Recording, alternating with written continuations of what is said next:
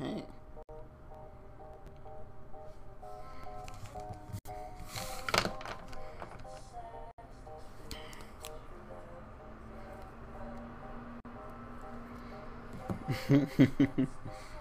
This music's so silly. There goes the big truck. Looks like it's picking up trees. Well, hello everybody. Welcome to Inky Inspiration. My name is Jeremy.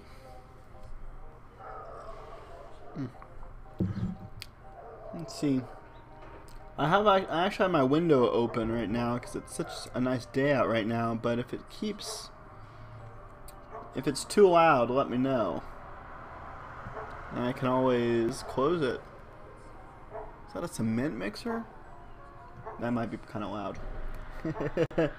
We'll have to see. We'll have to see what happens. Well, anyway, today I'm going to finish my giant lantern jellyfish thing. I wanted to add a few more details to it today. I was thinking about maybe putting in more more trailing tentacles behind it, but I feel like this might be enough. I'm gonna put some color in it. It'll look nice. We can always put more tentacles later, but we can't take any away after we put them down. So that's what we need to make sure. I also want to put some more detail here on the frame of the lantern. I have my very precise small pen here. But before I get to the lantern part, I just wanted to do a few little things here.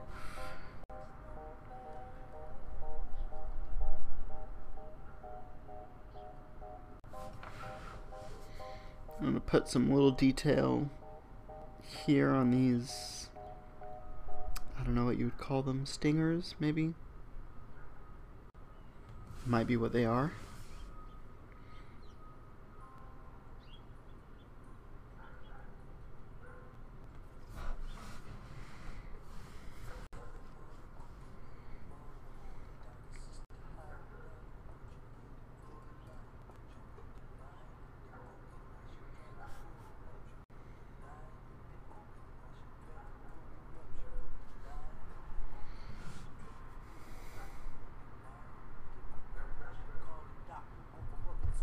Small details win the day. So we want to make sure that we have lots of little details in there. Alright, so I've been thinking about what kind of little design am I going to put on this thing. That scare you? Don't jump up here.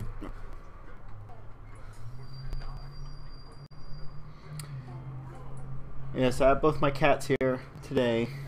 Peanut Butter is joining us here on the table, and Waffles is over there sitting on my bed. She's the calm one. This one is the opposite. Alright, so I was thinking for the detail for the frame, I want to do kind of like what would you call them? Like helix, like a little fossil of whatever those things are called. I want to say helix, but I think that's from Pokemon. So I don't know. Put it like kind of like. But I'm kind of worried to do it. Making myself nervous. Do it in pencil first.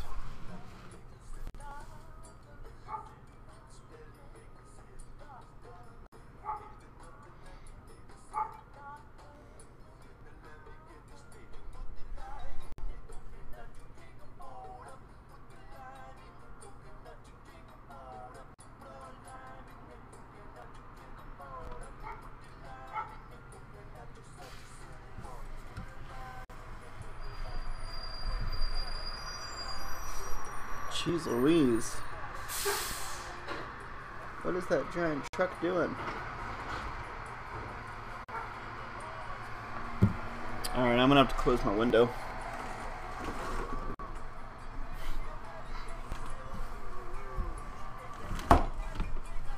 Apparently it's picking up old Christmas trees today.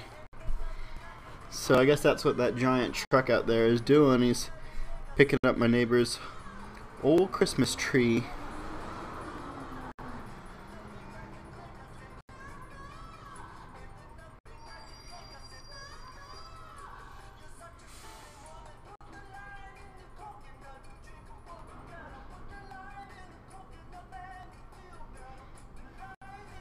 Maybe after that truck leaves, I can turn my I can open my window again.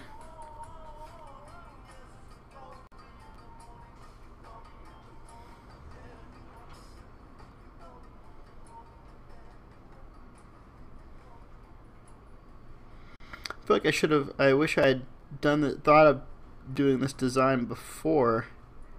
That way, I could have made it kind of bulge out from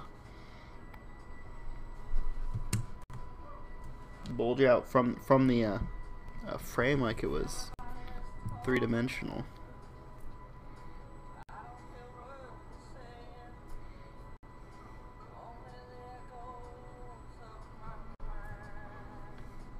Hello, peanut butter.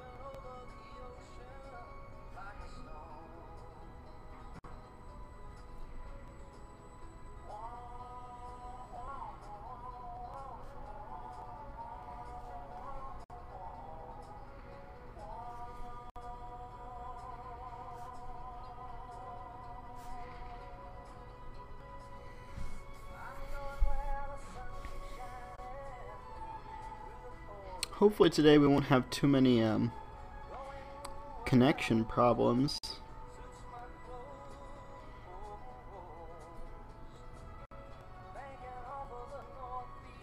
I was told the reason for that might have been the actual website itself, and not actually what I was outputting. And I have had problems with this website. It's like,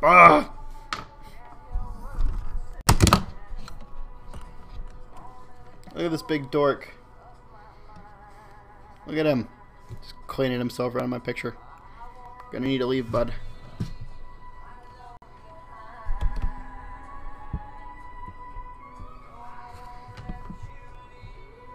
Thank you. There you go.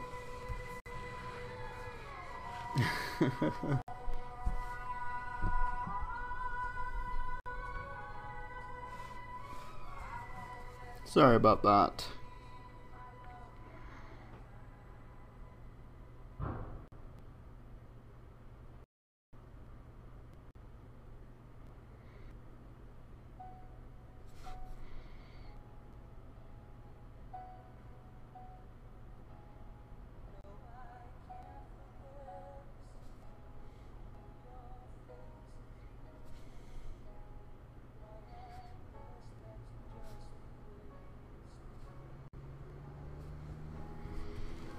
Put some nice little designs on here now. I'm not sure what this thing is, but it's something.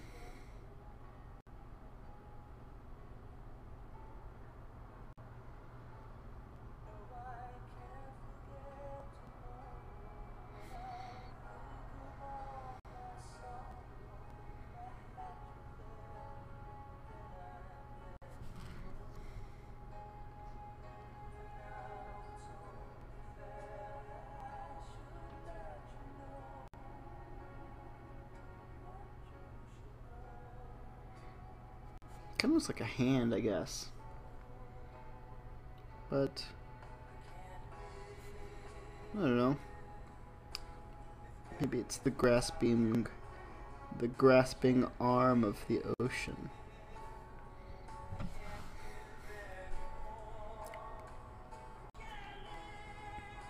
I know that I said that this was kind of like a science fiction picture, and I mean, I guess it still is, but I think instead of having it in space, I'm going to still have it underwater. Put some like air bubbles around it and stuff, and I think that'll look good.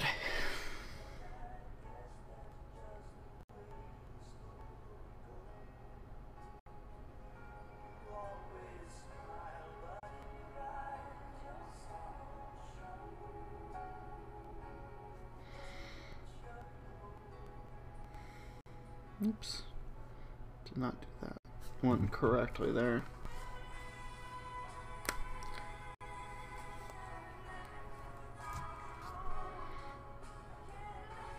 The song is so the song's very over the top.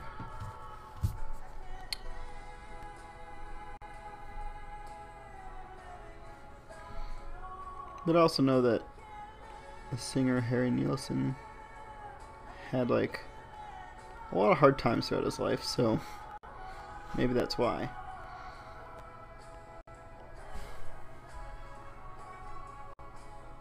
Keep the cat from jumping up here again.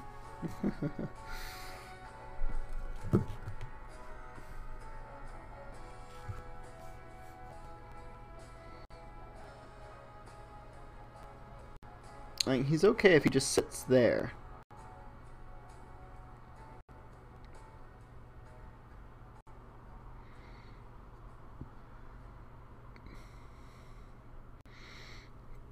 But you never just sit there, do you, cat?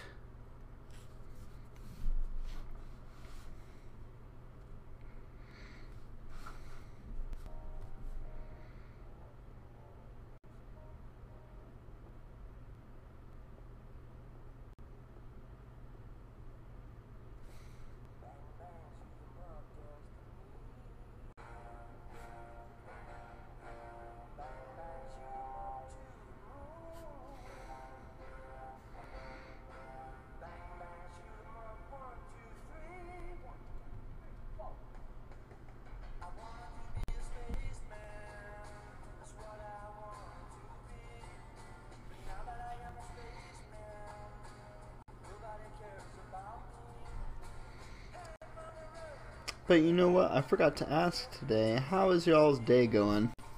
I hope everything's going well for you this Monday morning. Or for my overseas viewers, this Monday afternoon, early evening.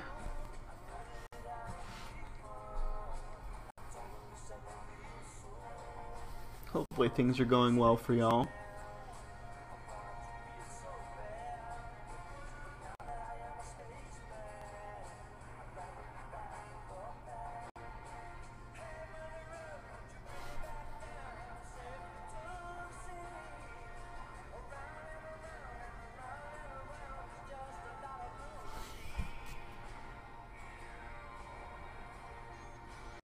I hope you had a good weekend too. My weekend was very busy. But you know, I got through it, so that's all good.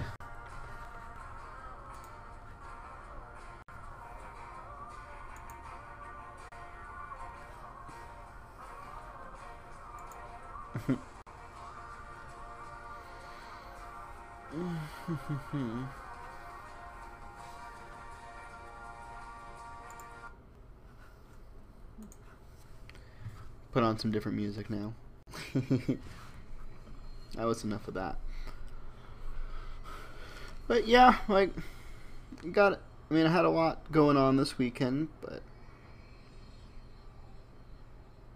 it's done. I wouldn't say it was the most relaxing weekend I've ever had.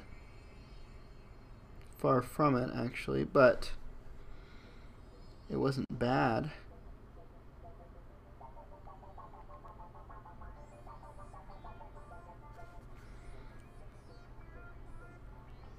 But I am kind of glad to be back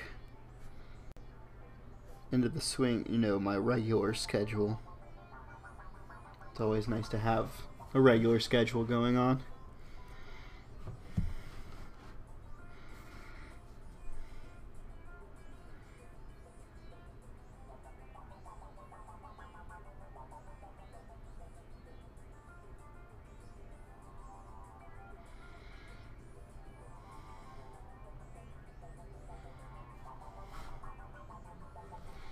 As far as detail goes, I think this is decent. Like I was trying to say before, I couldn't really complete my thought very well, but if I had done the detail earlier, I could have made it more three-dimensional, made it look like it was kind of carved into the lantern itself instead of just like painted on.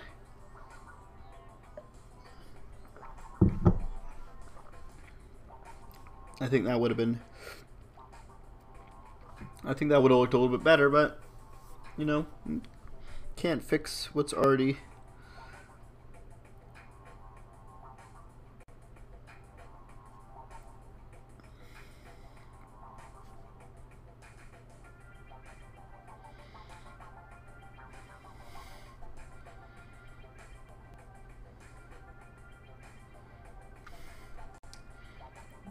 Sometimes you can't fix what's already done.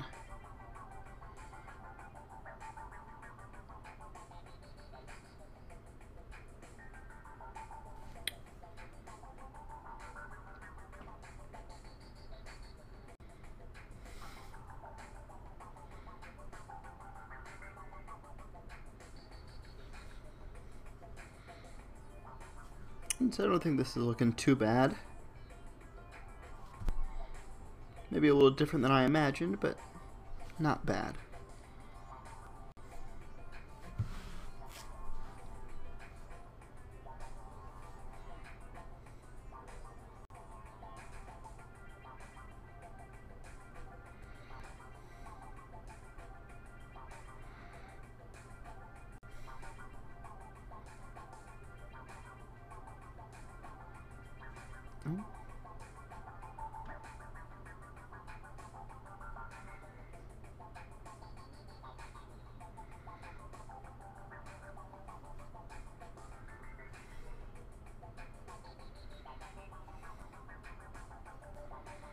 I think today I'm gonna go in. I was trying to figure out how I wanted to do the coloring on this. If I wanted to do it like what I guess basically what utensil I wanted to use to do the coloring. I think I'm just gonna go ahead and do colored pencils again.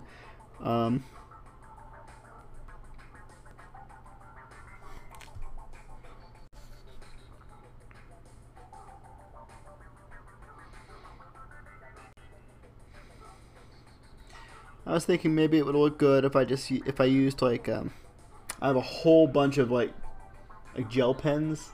I was thinking maybe if I just did like the outlines of everything, I colored it with gel pen. That might look cool. But then I changed my mind. I think I'm just gonna stick with colored pencil for today.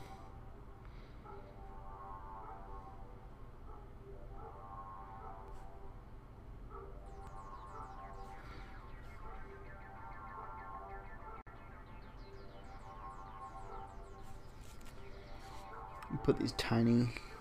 I love my tiny pen, my Faber-Castell. Castell. However you pronounce it. I love it.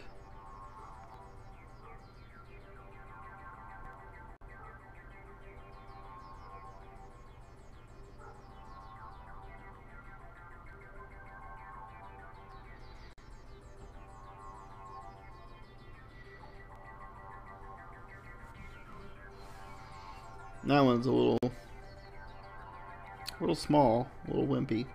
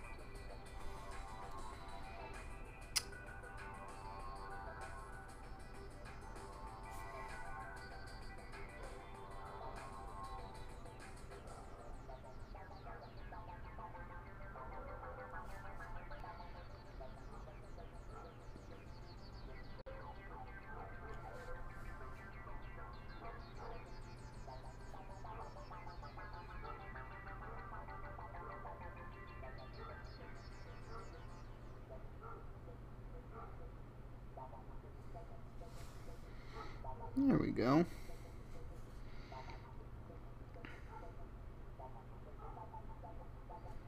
Let's do these little gem insets in here.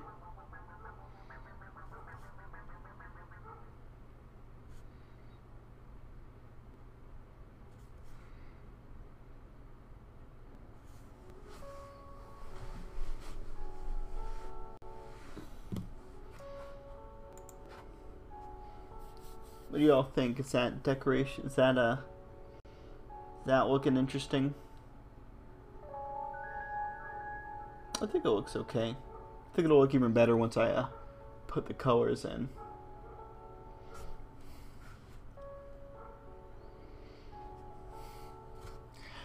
I don't know why my my little picture-in-picture there of me is colorized that way. It seems to think that I have chroma cast turned on, like the green screen effect, but I don't have that turned on, but that's the way it's acting. It's like color correcting from that, which is bizarre. So I guess you can like see the picture through my shirt, kind of. That's weird. I might even go put on a different shirt because of that.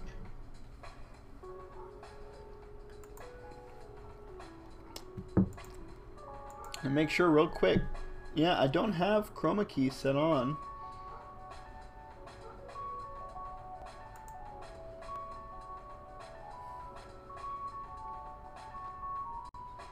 But for some reason it's acting like I do have it on. Strange stuff. Okay, well now there it's not on. Jeez. Whatever.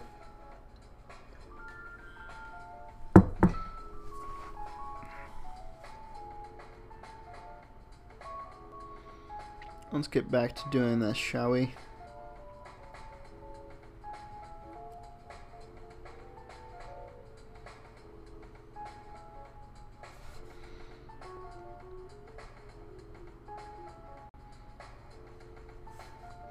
So do y'all have any big plans for the week?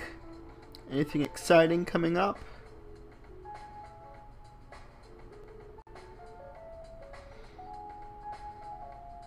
I'm trying to think if I have anything exciting coming up. I don't feel as if I do.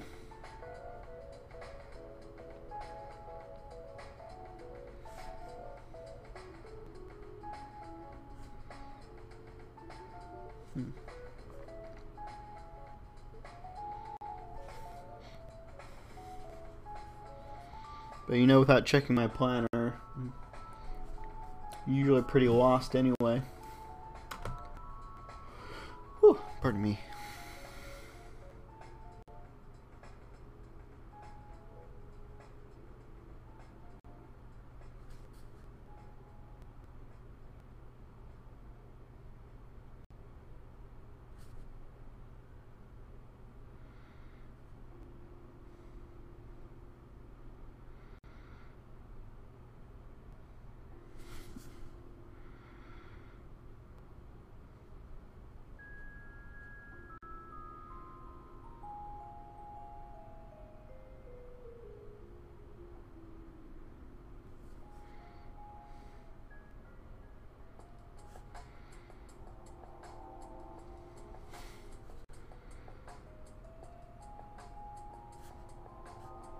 Ooh, looks like I forgot to put a gem inset on that side. I think I might, if I have room, go back and add some more little circles and dots next to those, next to the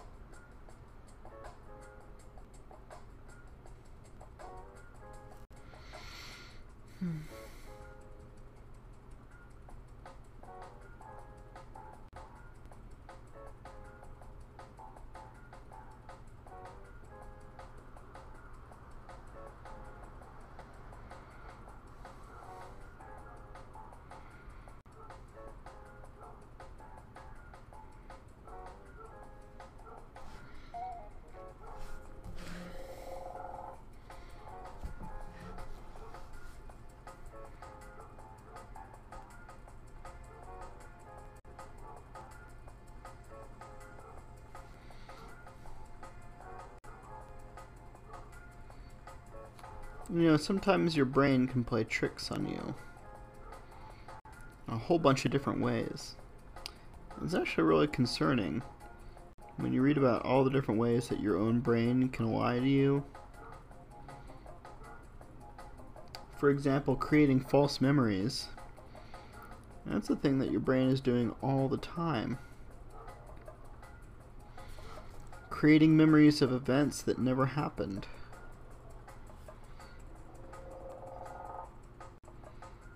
Happens more frequently than I think many of us understand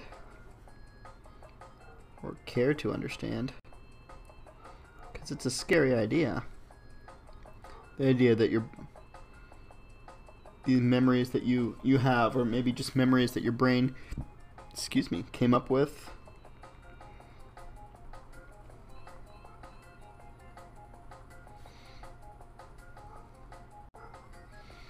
it's scary to think that you have this memory of something that happened, and it could be a super detailed memory too. It'd be something you would swear on. And even then, it could all be just something your brain put together.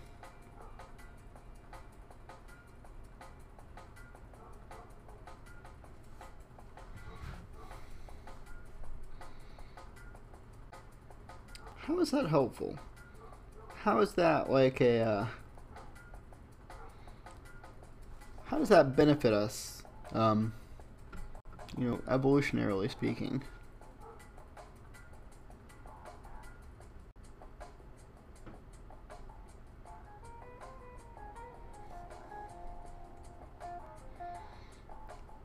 Why is it a key component of our existence? Why does it work like that?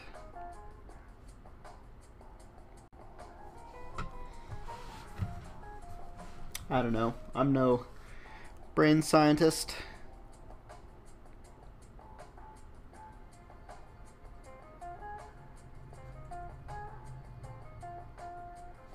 But it's a weird thing to think about.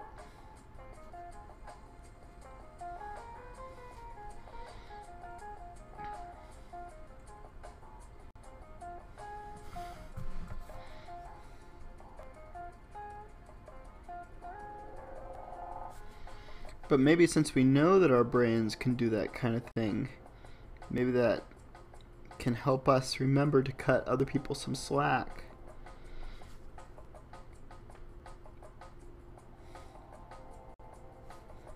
Maybe if you get in an argument about something, you might realize that maybe your brain or their brain is just interpreting that information incorrect or differently, or remembering something incorrectly to how it really happened.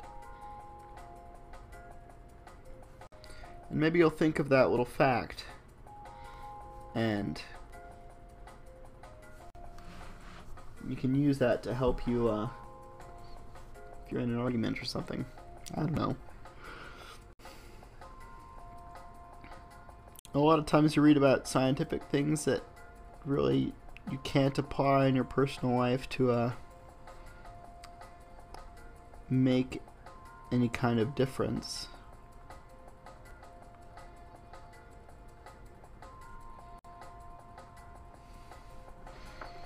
Like how the character Sherlock Holmes, how when he did not know that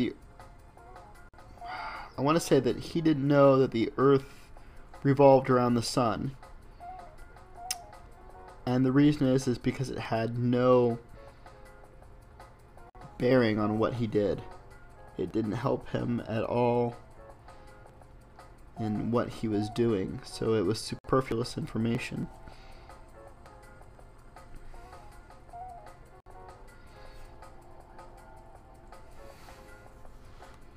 Sometimes superfluous information, though, is good.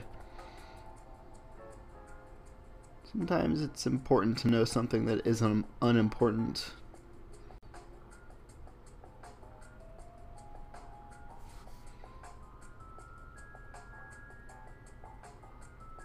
I don't know why, and I can't think of an example right now, but I'm sure there is one out there somewhere.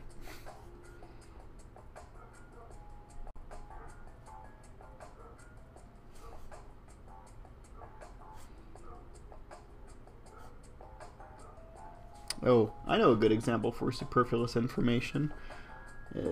References. References in popular culture.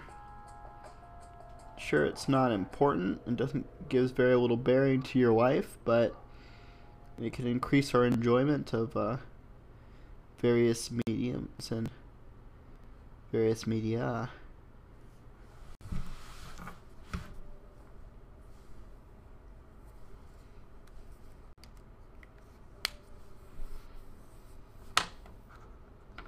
Superfluous yet important.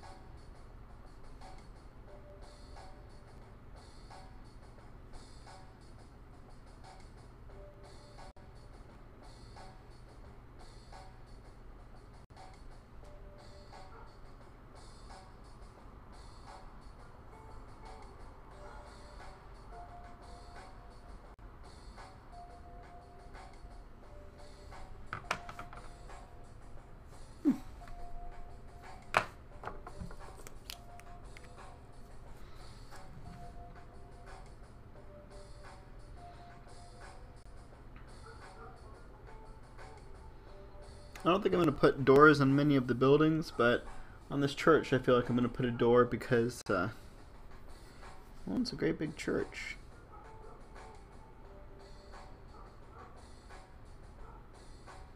So it's a very big door.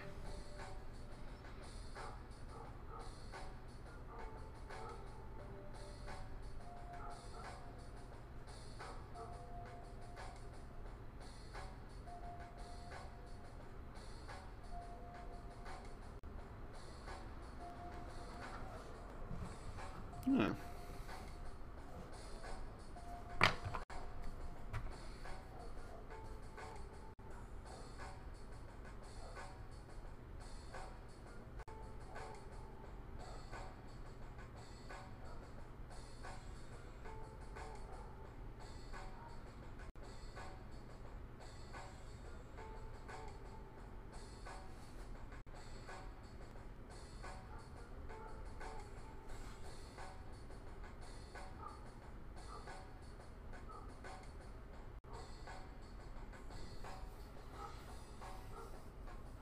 I guess it's kind of like an obelisk more than a clock tower. But I guess that could work.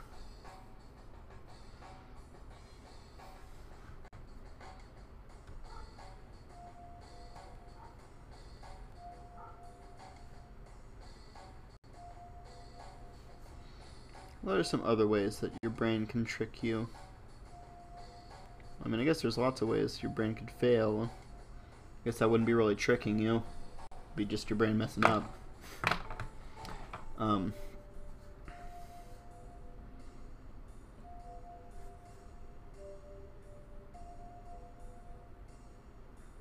Let's see. This church is good. There's stained glass windows. I'm gonna draw a fire in it. Not like there's a fire in the church, but they worship the flames down below. So, of course, their holy images would be flames. That'll look better once I color it. At least, that's what I'm telling myself.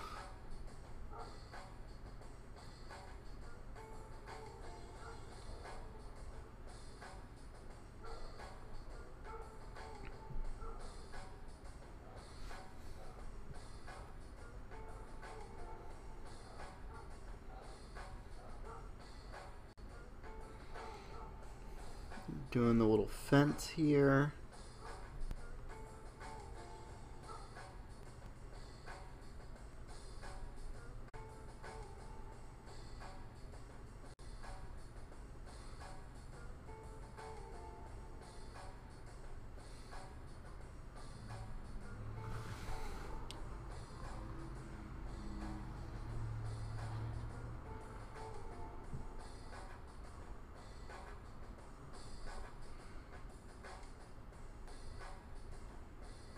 I don't know why I feel the need to put a fence around the church. Maybe it's I've watched too many westerns.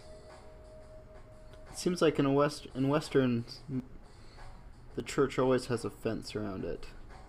Even if it's just like some sticks, it always has like a little fence.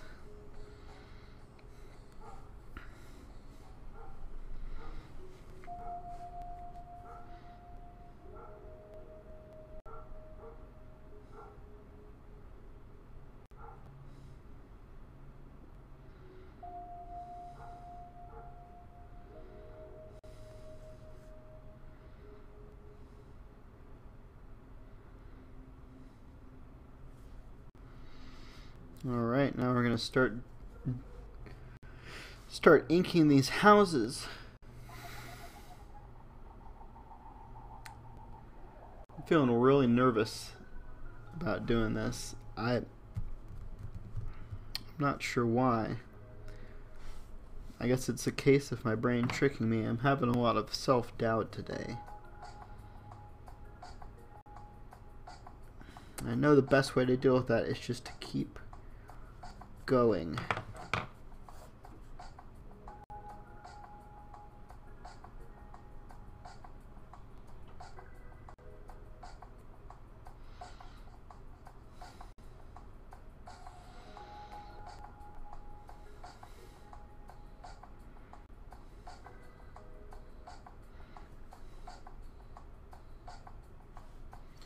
Man, sometimes it's difficult to do.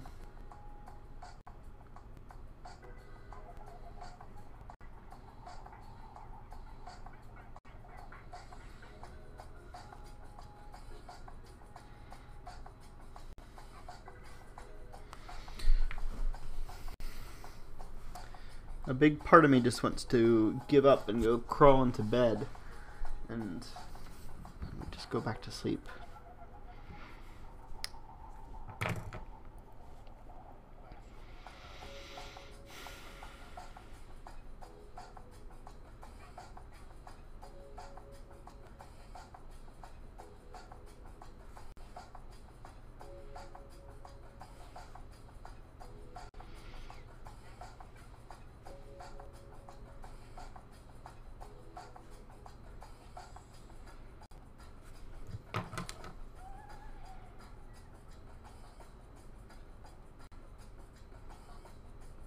Try to make this kind of sketchy part so it looks like thatch roofing.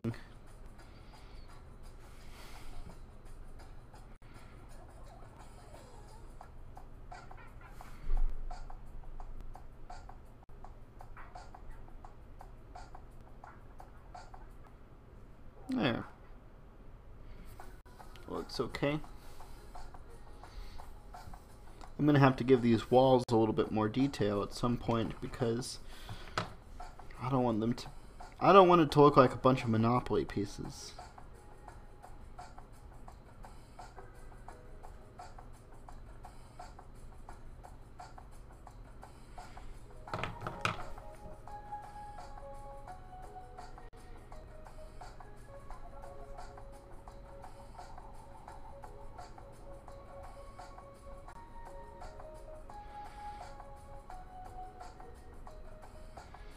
But it's just not coming to me today and how I should do that.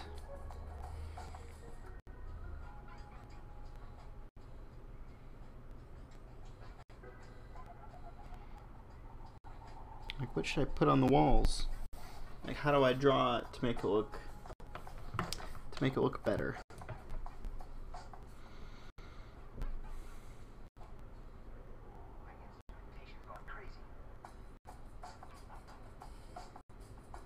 I guess that's the question that most artists ask themselves. How can I make this better?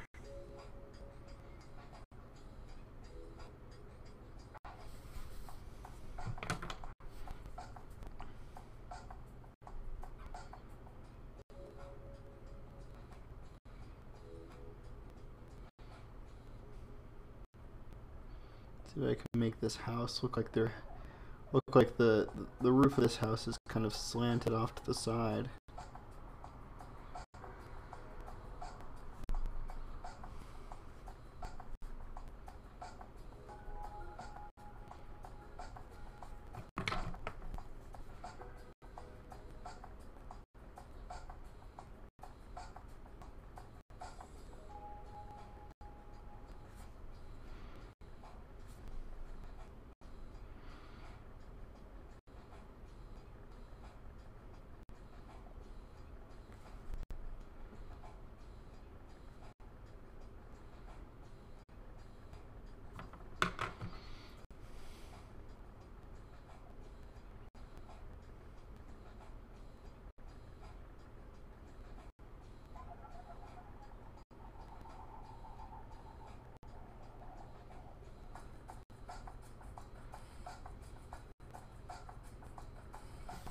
Hmm.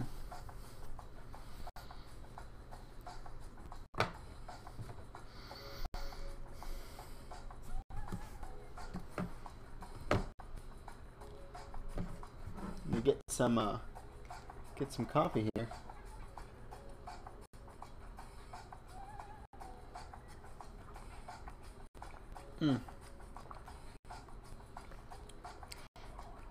Ooh. It's kind of a chilly morning this morning, so coffee got real cold.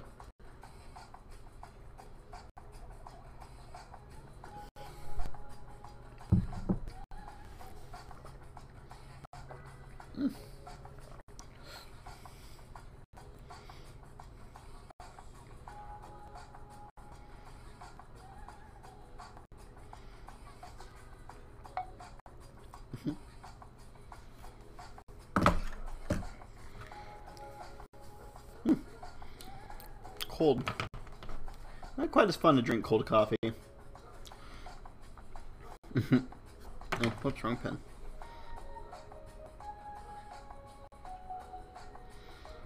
But why is that? Is it just the expectation, like coffee should be warm, and since it's not warm, it's going against what I'm expecting it to be?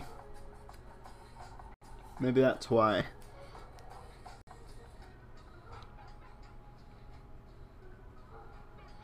Although I know people do drink cold brew coffee. I don't understand the appeal of it. I like my coffee to be hot. Well, at least warm. I don't want it to be like boiling hot.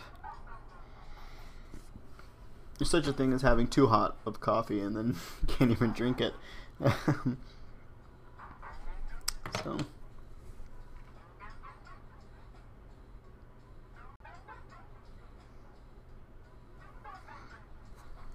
So I guess these are kind of like what I picture in my mind is these are kind of like Viking longhouses. Like a whole bunch of people living in one building, sharing that space.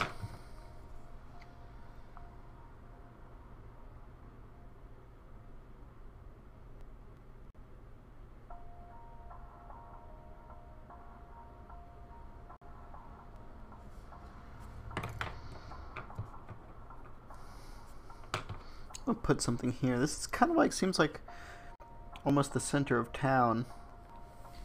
Well, I almost drew a well, but that doesn't make any sense. Where's a well going to go down to? Maybe a statue of some kind?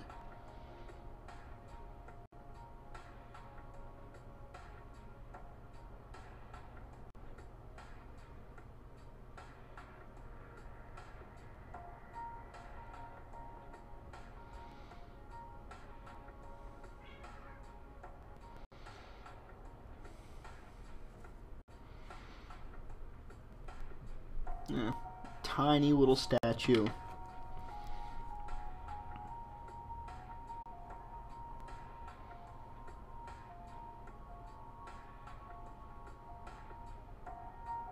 Who knows? Maybe it's the statue of the first pilot, the first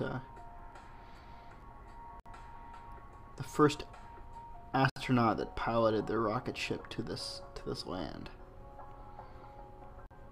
I feel like that's something that a village would have a statue to somebody.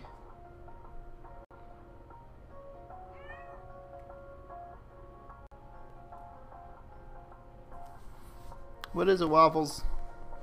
Why are you mewing?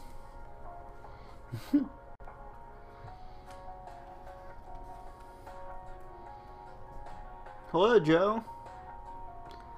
How's it going? How's your Monday?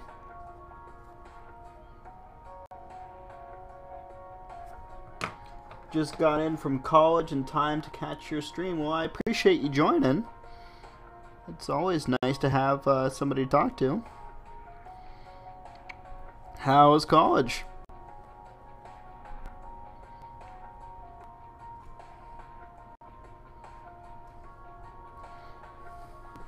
Going great, thank you. How about yours? Well, I mean, it's only 9:50 in the morning here, so far not much is going on.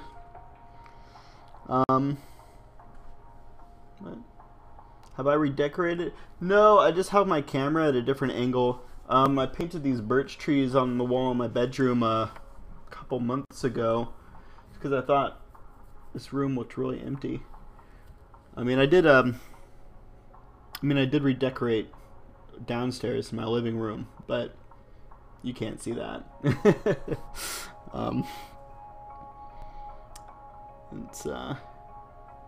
But yeah, I think they turned out pretty okay.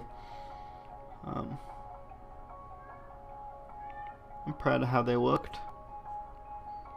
The best part was that I used a bunch of, like, all the paint was like the discount, like, Oops paint you can get at stores when they, like, mix the wrong colors and stuff. People don't want to buy them, so they're, like, super discounted. So that's always nice. Get some redecorating on a small budget.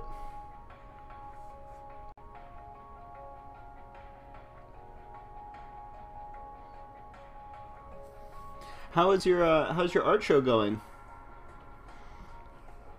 Or are you still just setting up for it?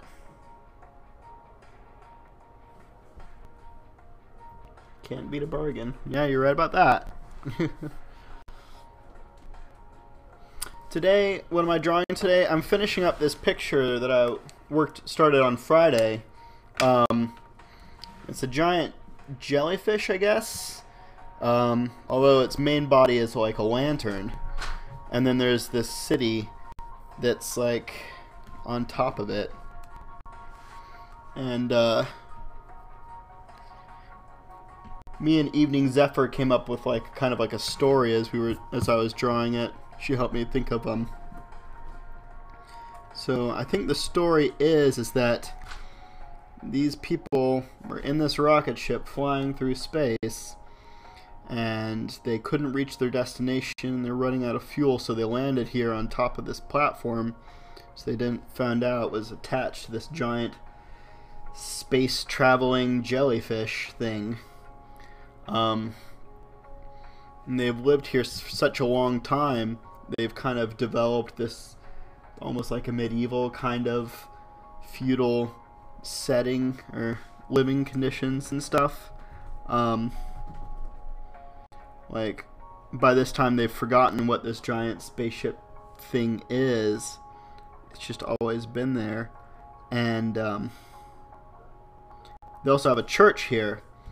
And the church, this main religion, their goal is to make sure that the fire down here inside the lantern always stays lit. You can see they have, like, back to the back of the church, they send their acolytes down the steps to tend to the flame. Excuse me. Yeah, to tend to the fire, 'Cause they're afraid. They've developed this idea over all these years that if the flame goes out, something bad will happen, and so everybody kind of bows to this religion here. You got to keep the flame lit. That's a really cool concept. Well, thank you. I appreciate it. I mean, I wasn't the only one to think of it. Like, Zephyr helped me.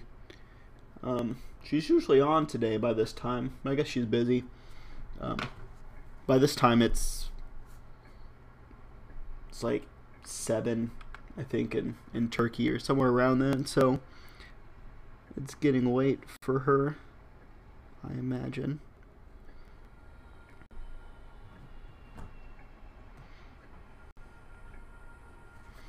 Trying to draw like this kind of like,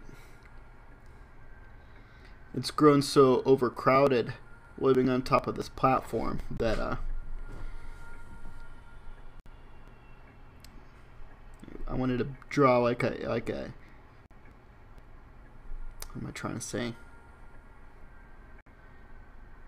Like, it's so crowded living on here, they're running out of space that they have to, branch out off of it. Like this little shack here that's kind of hanging off the side.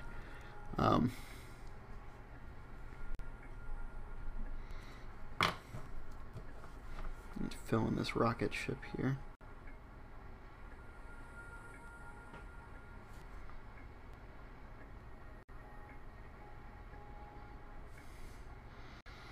Oh, this is a very like I almost want to say like standard rocket ship, although none of them actually look like this in real life, but like a like an old pulp magazine, science fiction magazine or something like that would draw a rocket ship kind of like this. That's what I was going for. Put that nose cone on there.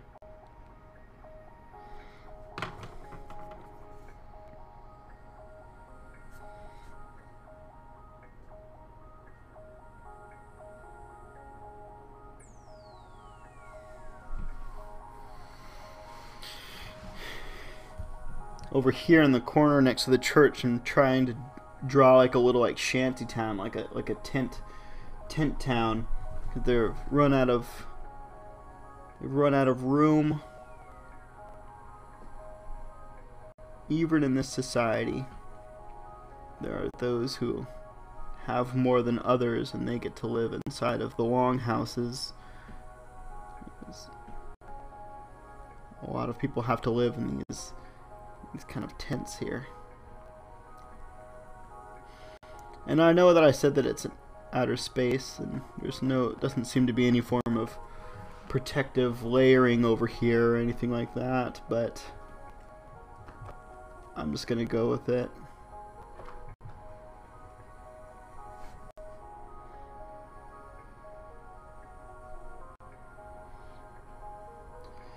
So you said you just got back from college. What were you what was your classes today?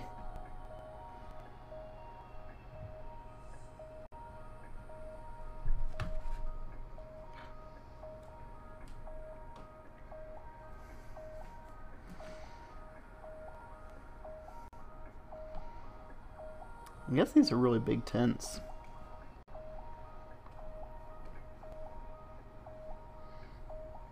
Alright, cat, you can sit up here. Just don't come over here.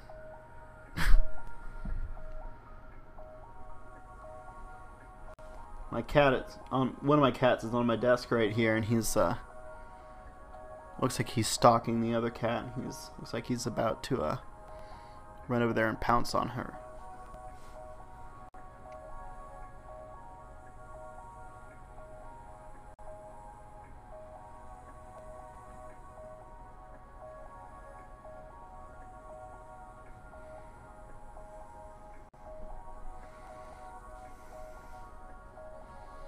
Well, today I've just been planning out the exhibition since I'm kind of organizing everything. Wow, you're putting everything together? That's pretty awesome. Very impressive. Okay. There's a button on my computer keyboard that turns on airplane mode. Don't know why. It seems really stupid, but it's almost guaranteed that whenever my cat steps on the keyboard, he's going to step on that button and turn off my internet connection. But anyway, that's pretty awesome that you're organizing, setting everything up. It sounds like a lot of work.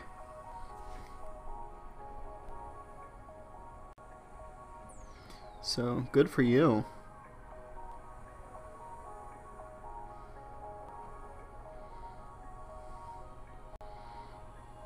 When is the exhibition actually start?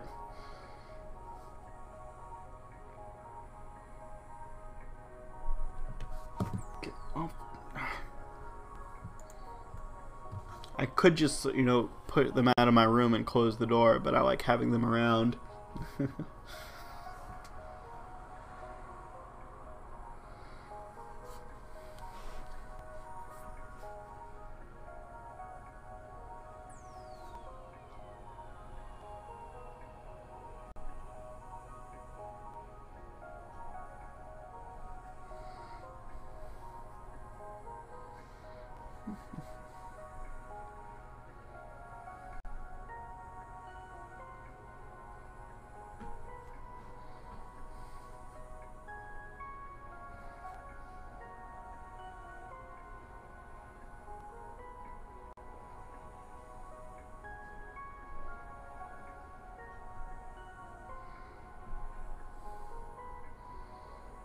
Let's see. Yeah, it is a lot of work, and I still need to make my piece for it too. Thanks, though. Oh, well, I'm sure whatever you make is going to be awesome. But cool. How many artists are contributing to it? Let's see, February 5th through the 9th. But I'd like to stay. But it's likely to stay up longer. That would be awesome. But still, 4 days. It's still really impressive.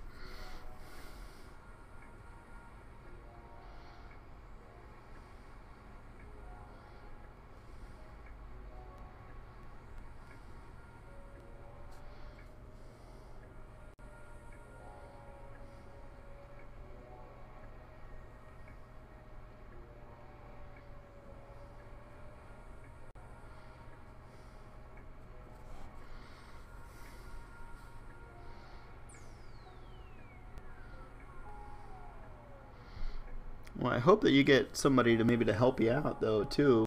If you're doing everything yourself, I can imagine that that's a lot of pressure on you.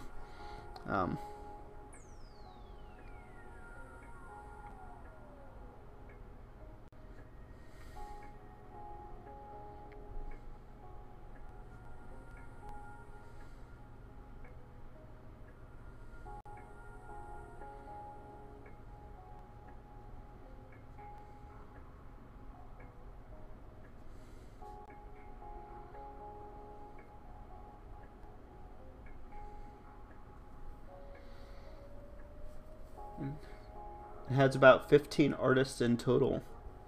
Wow.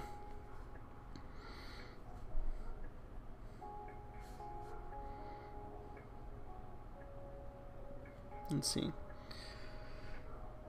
That's pretty amazing, man. I think that, as the kids say, mad props to you. Maybe. But,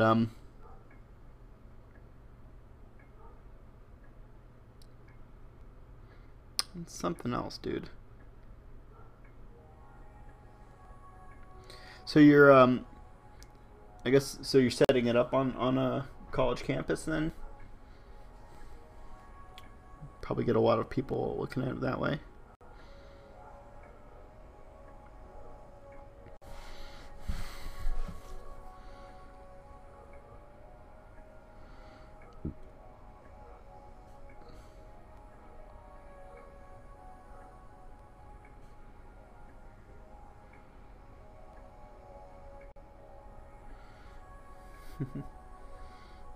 Hello, Evening Zephyr. Nice to have you.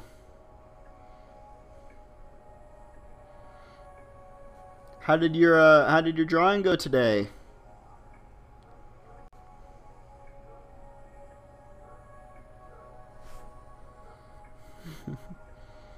Thanks for the props. You're welcome.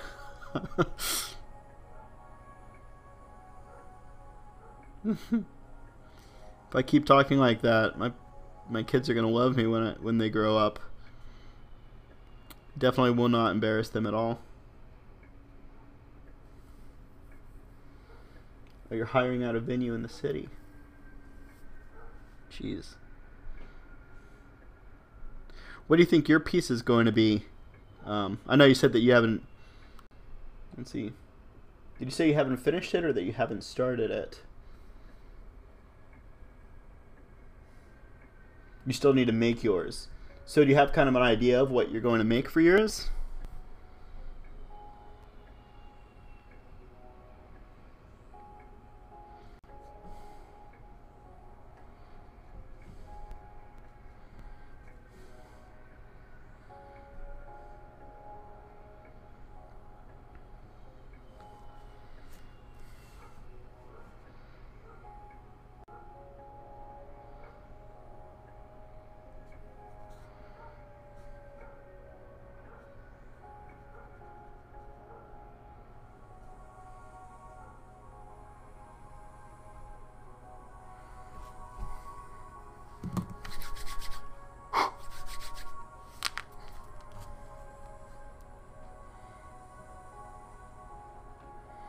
I was really worried about what I was going to put here on the walls of these houses. I couldn't think of a way to make them look good.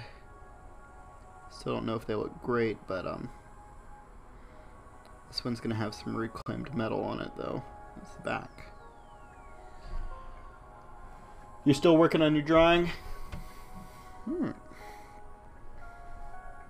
Well, I'm glad that you could... I'm glad that you could work on it here with me. Oh my gosh. Let's see, Joe, you're going to do a floor-to-ceiling drawing, which is kind of going to challenge conceptual art. You're going to try and question if art really needs a meaning. Best of luck to you. That sounds really difficult, but I have to ask, and if it maybe only just to be the devil's advocate, but creating art that questions whether art has a meaning, doesn't that mean that your piece does have a meaning behind it? Meaning is to question. I'm also going to film my process and display it on an old CRT screen to show that the process is just as important as the final piece. That does sound awesome.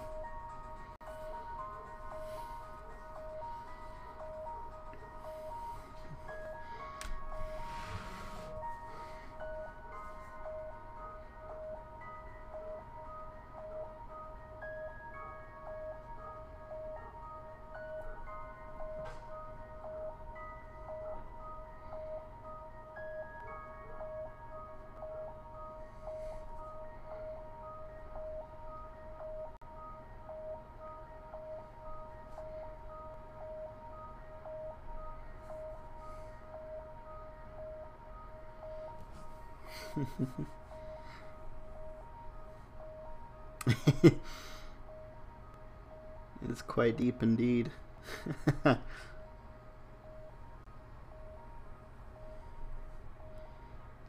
wonder if anything can truly be devoid of a meaning or a message. I mean, I feel like you can definitely create something without any kind of deeper meaning or message inside of it. But I feel like no matter what, somebody, the person viewing it, will create some sort of meaning or message in their head about the piece. And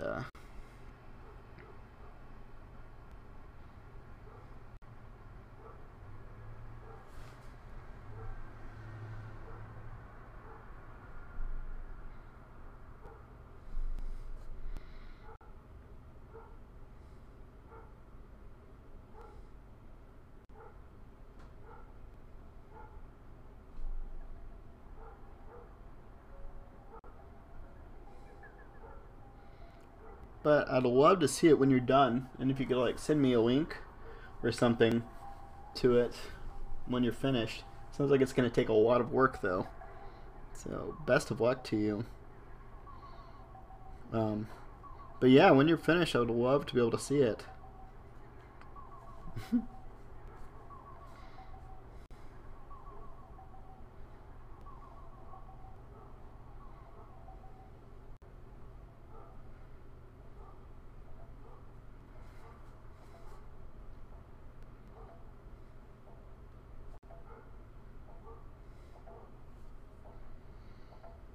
Exactly. As long as it makes the viewer feel something, then I believe it's art. Yes. The tricky subject of the definition of art. It's always a fun kind of thing to think about or discuss.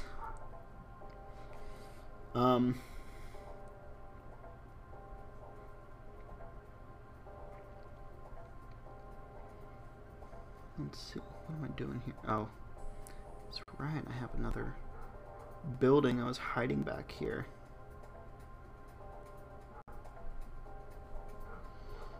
Of course, I think the exhibition is being recorded, so I'll show you once it's all wrapped up. That would be awesome.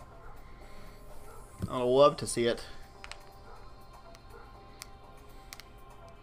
I don't remember when. Maybe it was when I was still in community college, but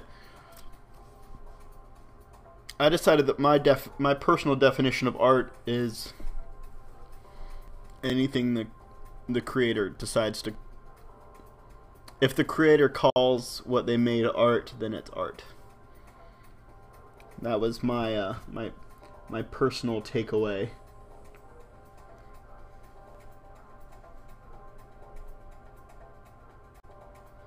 What are you drawing today, Zephyr?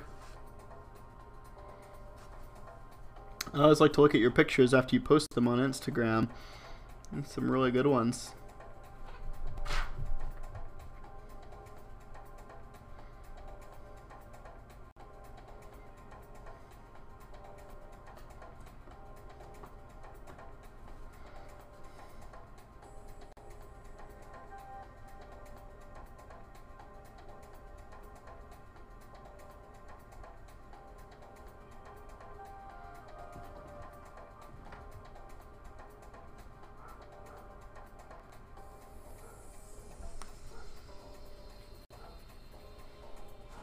You would agree with that?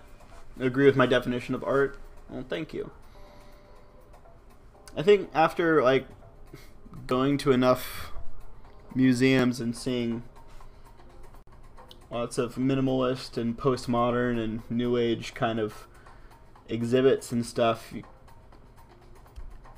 I feel like there's like two ways. You could like view something like that and say that's not art, or say look at something like that and say like, well, I guess if that's art, then pretty much everything could be art. And I like to think that's how I approach it. I do feel like most anything could be interpreted as art.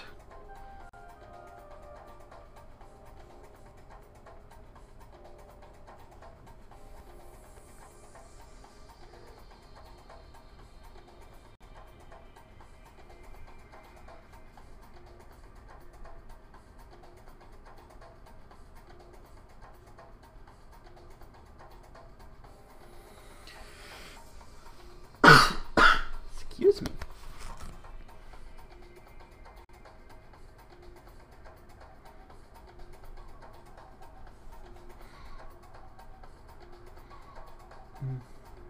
I'm assuming that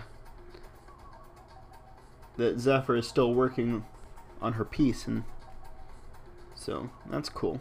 I hope you're having a good time with that. Hard work. Being an artist 24/7. The Tate Modern in London has a lot of stuff like that. It'd be cool to go there sometime. I went to London once. It was interesting. It was a nice visit.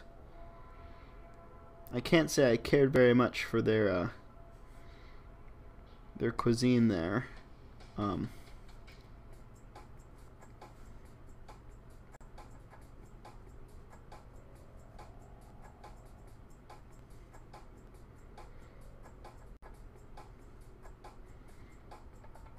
But I think that's just personal preference from having, you know, just growing up where I have grown up. I think it might be time to get out my my colored pencils and do some work on this.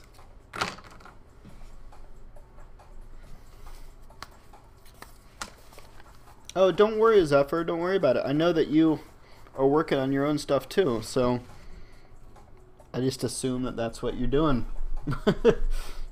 You've got all your pictures to do too. All right, let's start with.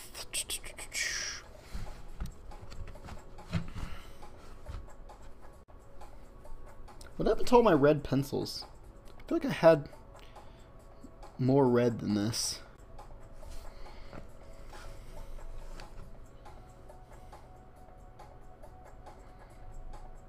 What? Well, when I was in what kind of food did I have when I was in England? Well, of course I had fish and chips, which I didn't really care for. But then again, I feel like if somebody from England came over here, they would not care for our fast food either. I know it's all subjective. And I believe I had mushy peas, which was interesting. It was a long time ago. I don't quite remember too much. A lot of fried stuff, if I remember correctly. Let's see. Evening Zephyr, I'm using like 12 photos. That's how much I'm struggling today. I'm having a hard time today too. You know, it's just one of those days that it can just be kind of difficult. But I know you can do it.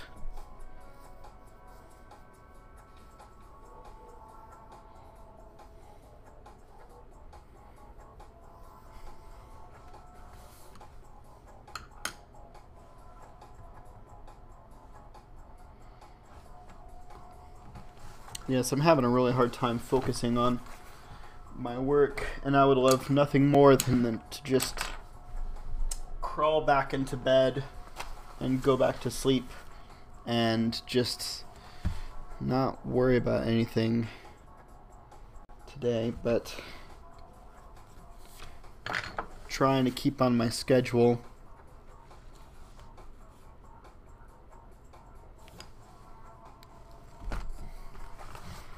But it's hard sometimes. Let's see. Joe, you love mushy peas. You went to New York last year and the food was great.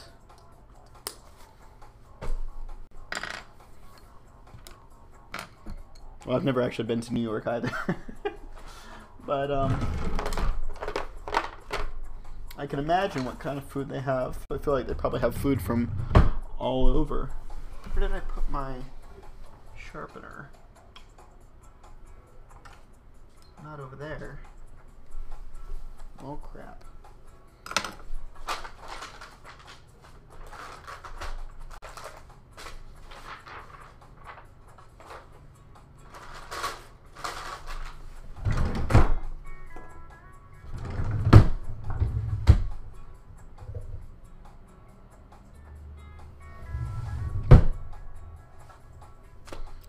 Don't know where my sharpener went.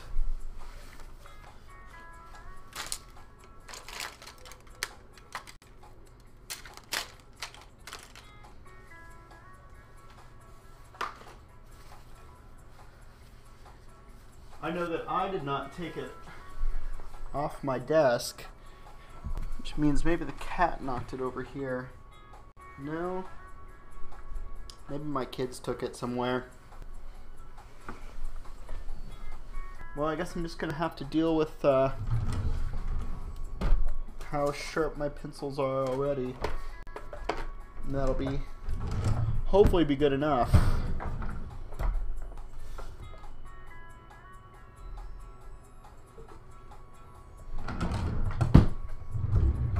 double check one more time.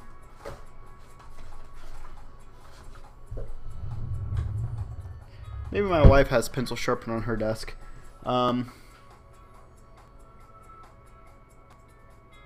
swear, every stream you misplace your sharpener.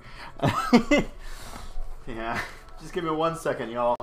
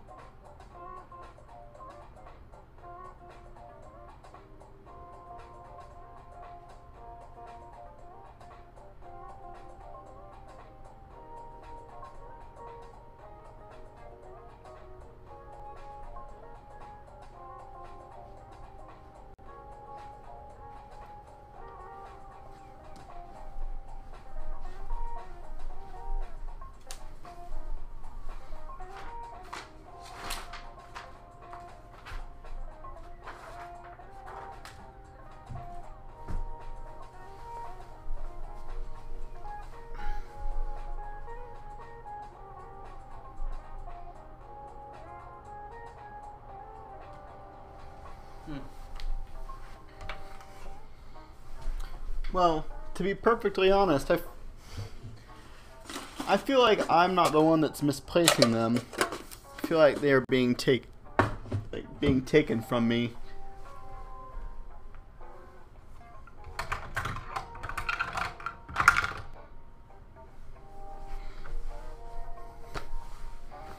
So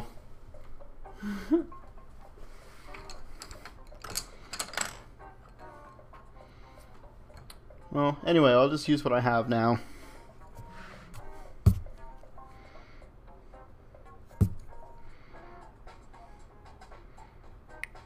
What did you eat when you were over in New York?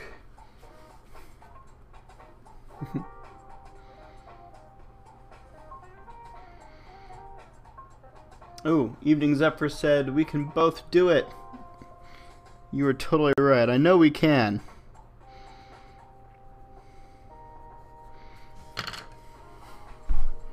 It's just hard.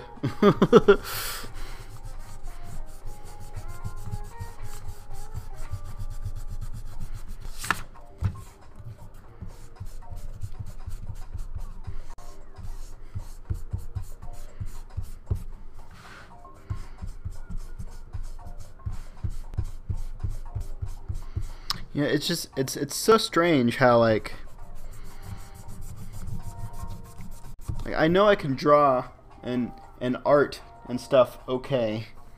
It's just like my brain decides that it's going to try to trick me into thinking that I'm not any good and that I should just give up. Like why? Well, how is that helpful? Brain. Come on, brain. We're supposed to be a team.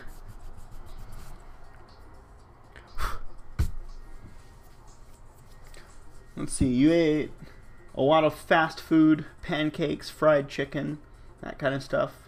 Also met up with my dad, who was there on business, and we went out for a lovely steak. Oh, well, cool.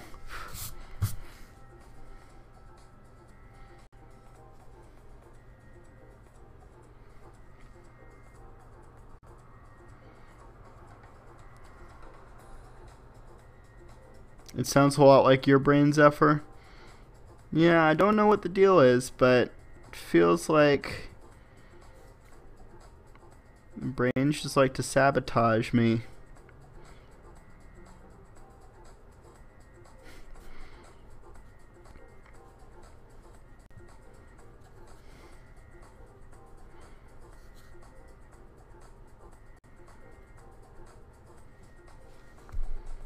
Don't listen to your brain.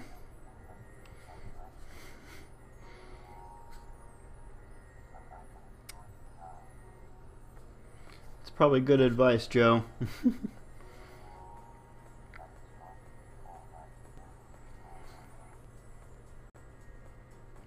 Oh, so I was thinking of a way to, I was thinking of like a strategy to get more viewers. And let me run it past y'all, and you can tell me if you think you think this sounds like a good idea. But I was thinking about like holding a bi-weekly competition, I guess, for my viewers and followers. And it would be if you follow me on Twitch and follow me on Instagram, and if you share one of my posts and tag me in it, I will enter you in a drawing at the end of 2 weeks. The winner, I will make a special drawing just for them. I'll do it offline so nobody else will see it. It will be just for the winner, and you could send it to them, or just send it to them digitally. But I was reading on Reddit, I was asking for advice for new streamers, and they said that people really respond well to games like that.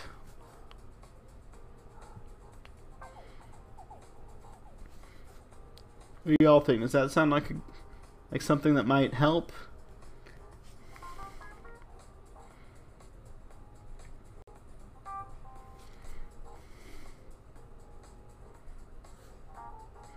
I enjoy making art, but it's so much easier when I have people to talk to, and it would be pretty cool if I had like a really well-populated Twitch channel. My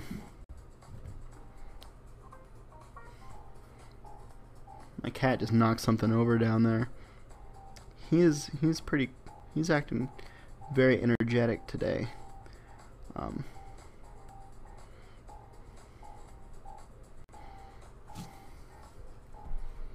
That sounds like a great idea, says Joe, and Zephyr says, "Yeah, go for it." Yeah, I think I'll do that. I'll tell you what, why don't we start today? I'll start it today and do the 2-week period. So let's see.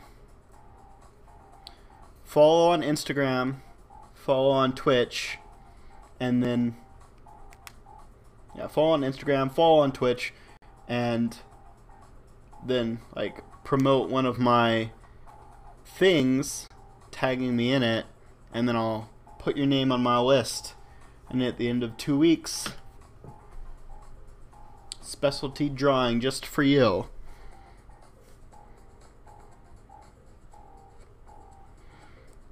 Now you two are pretty much my only main viewers.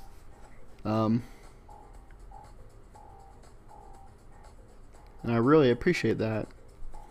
I'm probably just going to make, if you two both help me out, I'll probably just make a piece for both of you.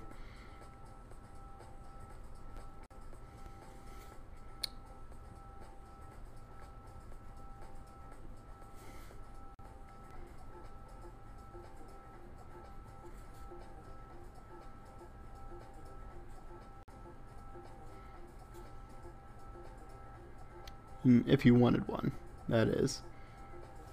There was that other guy who logged in a couple times and was chatting. The luthier, the one who repaired guitars for a living. he checked in a couple times. He was nice.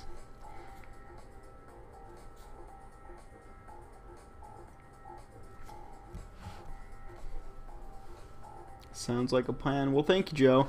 Although I know that both of y'all have a lot on your plate already as it is with your show you're organizing, and you're doing your pictures every single day, Zephyr. So I understand that you guys are busy little bees.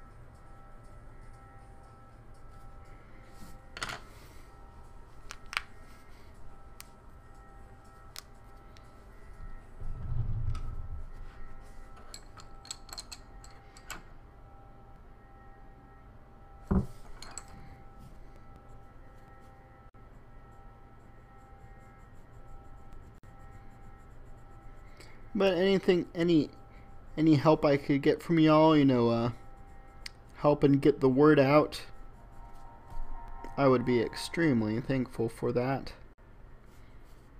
I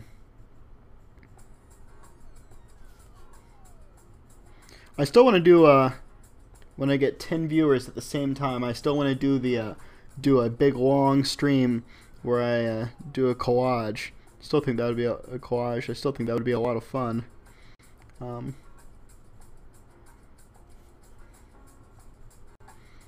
It's just the way I do it. It takes such a long time.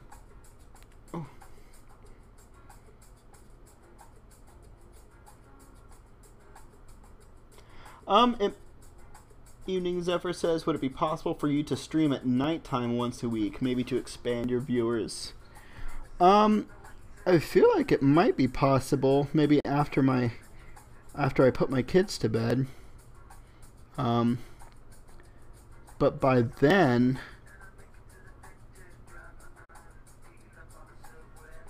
it would probably be like 2 in the morning for you over in Turkey.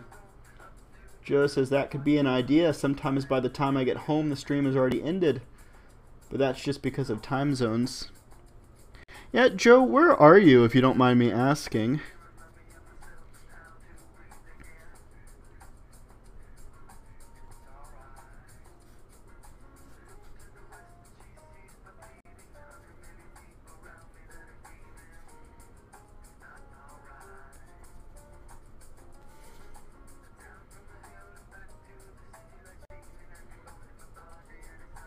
I was also thinking of just streaming longer too, during the day would be good.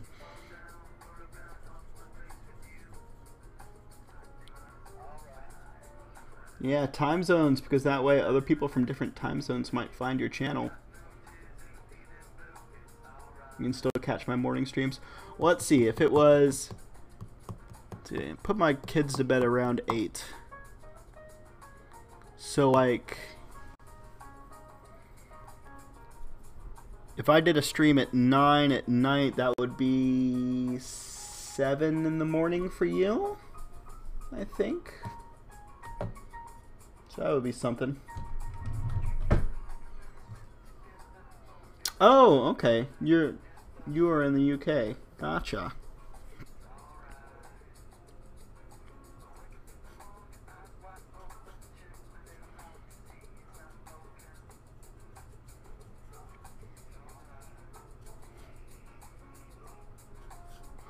Well, that's cool. I guess I didn't realize that you were also an international viewer, at least compared to where I am.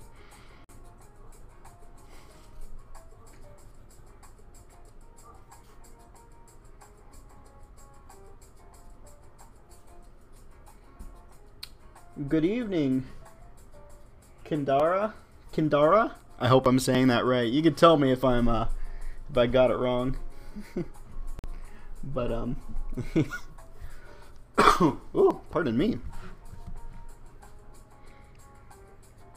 But hi there, welcome. It's nice to have you.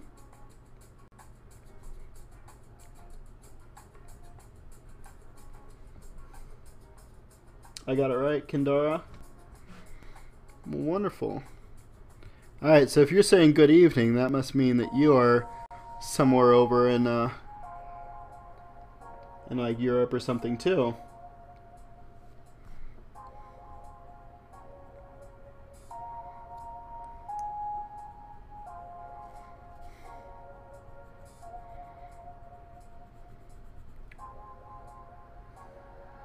It's an interesting idea for a drawing. Well, thank you. Yeah, on Friday, during my stream on Friday, Evening Zephyr here on the chat, she helped me come up with a little backstory for it. That these people on the spaceship landed here on top of this lantern jellyfish floating through space, and over time developed a little medieval type feudal existence, complete with a church.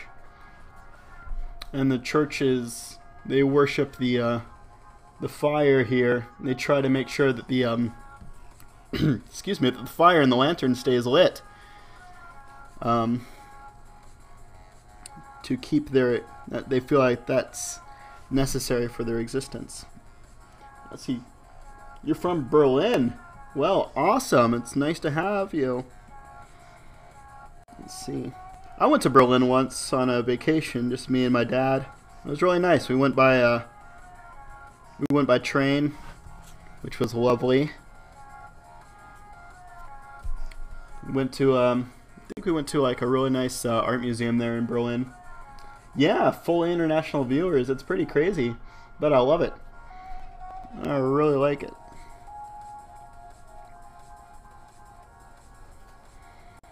Maybe the reason I have so many international viewers is because I'm streaming. It's still morning time here in the States side, so maybe people are just too busy here, you know, going to work and stuff. And now that y'all's day is coming near an end, you have free time. The reason I chose this particular time to do my streams is, one, because my kids are at school, so, and my wife is at work, so I don't feel guilty about not socializing with them. But also because I read that from 9 till 12 is the time when Twitch has the most viewers on it. So I was trying to kind of, you know, hit that time. I guess you don't get time to stream on the weekends. Well, I really like to try to, you know, when all my family is here, I try to make sure that I spend time with them. Since I'm the Hausfrau, got, oh, I'm the one that, like, you know, makes dinner and lunch and stuff. So usually, like, by the evening, after I've, you know, got the boys to bed, after I've made dinner and done chores and stuff, usually then I just watch TV with my wife. Pretty much.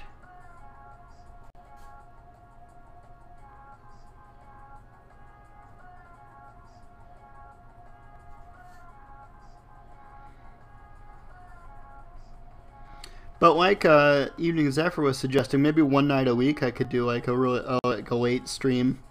I guess it would be an early morning stream for y'all though. But yeah, that might help out. I just like to increase my viewer base, you know.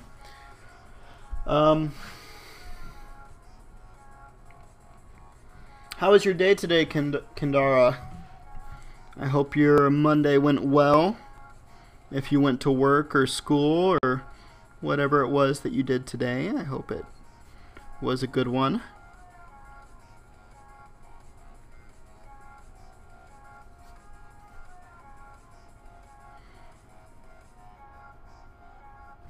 And I hope you all had good weekends too. I guess I didn't say that.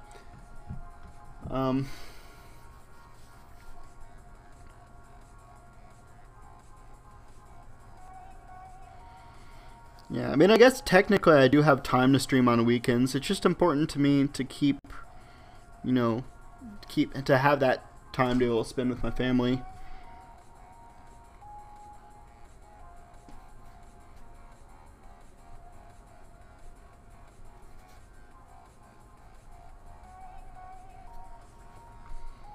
Kendara says I have holidays, so it was not so adventurous. Oh, well that's nice. What holidays is it right now? Joe says, of course, family time should always come first. Well, I appreciate you understanding.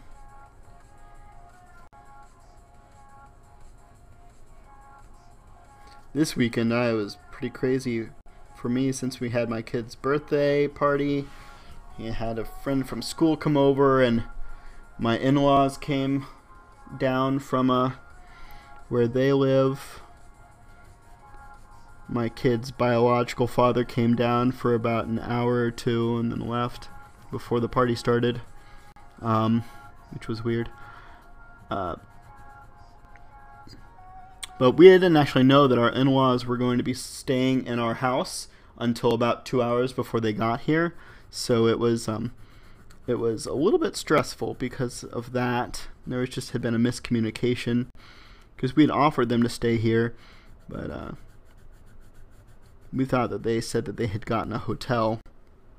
But anyway, Evening Zephyr says, if I ever get to 500 followers on Instagram, I will start sharing my favorite artists on my stories every week. So you'll be tagged too, of course. And Joe too. Well, thank you. That's pretty awesome. Holidays is the wrong term, I think. Free time for my education, says Kindara.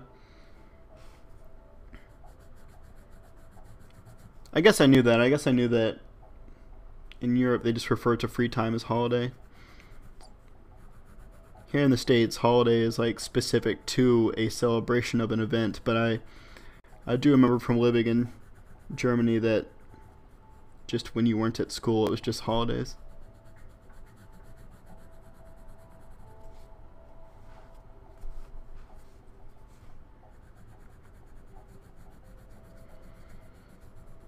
I guess it's always nice to have some free time from education, though.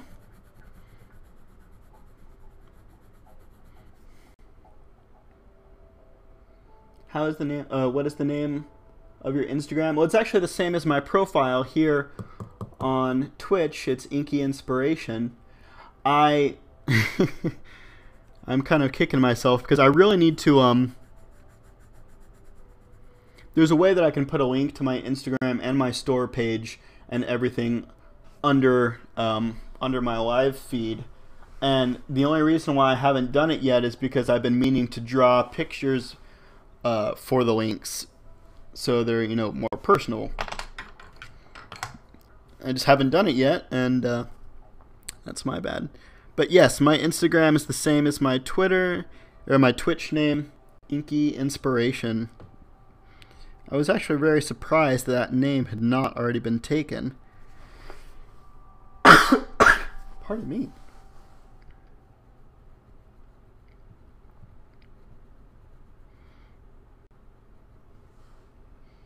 Evening Zephyr says, I'd like to support you guys in my own little ways.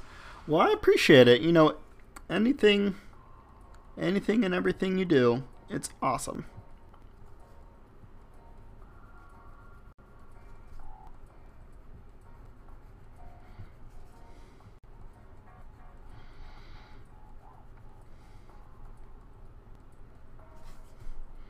I'm running into a little problem here. It's that where I drew with pencil now makes a hard line in my difficult to do my coloring on top of it. Oh well.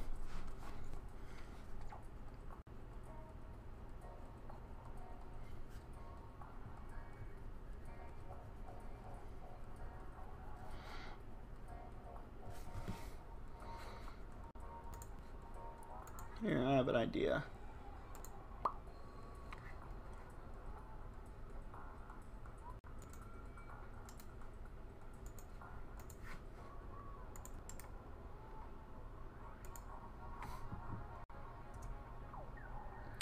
Yeah, there you go. There should be the link to my my Instagram account. I love to watch little streams because they are so personal and you can talk to someone. Well, I love having somebody to talk to while I do my work. So I love having you here. Thank you. Um, also, I just like meeting new people and talking to them and seeing what their life is like. It's especially interesting having people from overseas to talk to.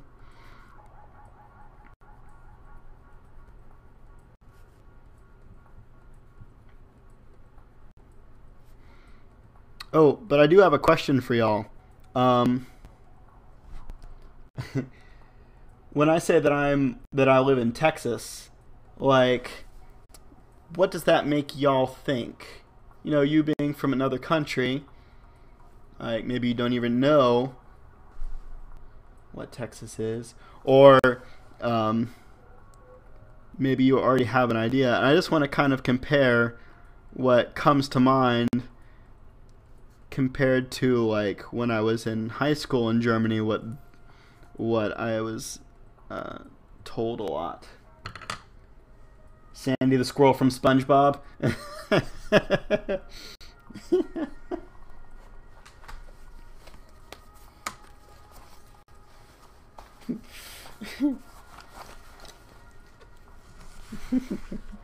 um, yeah, because when I was in high school and in Germany, since I'd previously lived in Texas, it was you know, like I ride my horse to school every day, and always got my guns with me all the time. But it's probably a lot more boring than you think. A lot more, probably similar to y'all's cities as well. I mean, I live in one of the biggest cities in Texas, so it's pretty much the same as, you know, any big city. We do have hot, good food, though. You're right about that.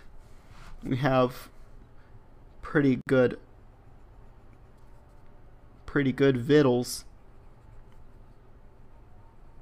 which is a dumb way of saying food.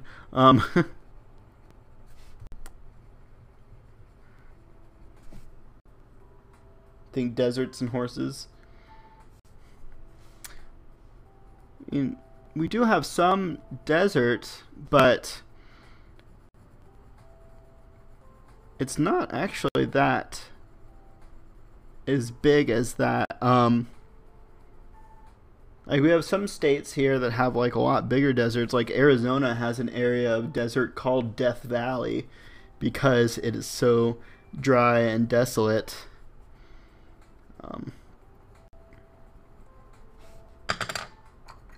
We were lucky enough not to have a Death Valley here in Texas.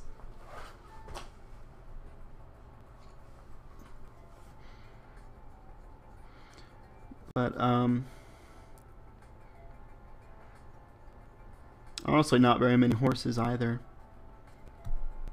Although if you do go downtown, to like the center of the city, they have horse-drawn carriages that you can rent.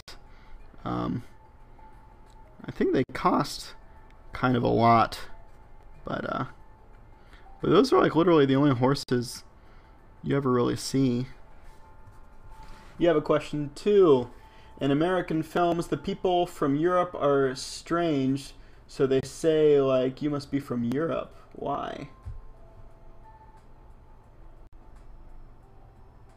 In American films, the people from Europe are strange, so they say you must be from Europe. As far as I can, I'm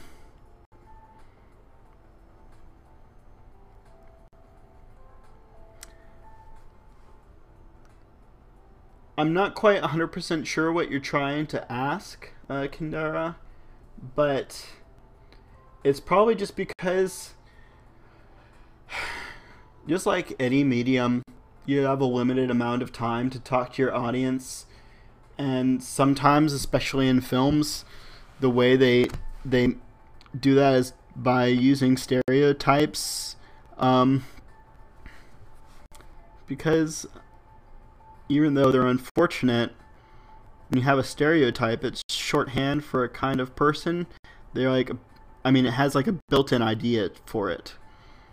You know, it's like the idea of if I say like a pickpocket, you already kind of get an idea of what that character is. It's the same way in kind of books and film. Not saying that it's a good thing, but I think it's just to save the writers and the directors time, honestly.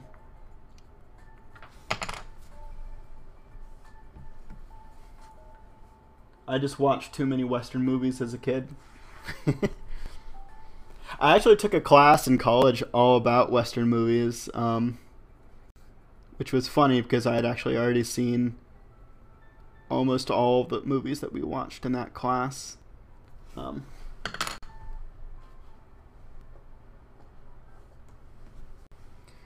But I watched a lot of Westerns too. What do you think of when you think of rural England?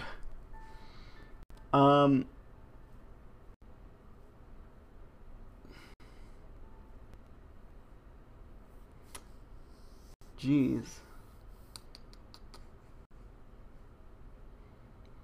Honestly, I think of whenever I think of England, I think about the IT Crowd, that TV show.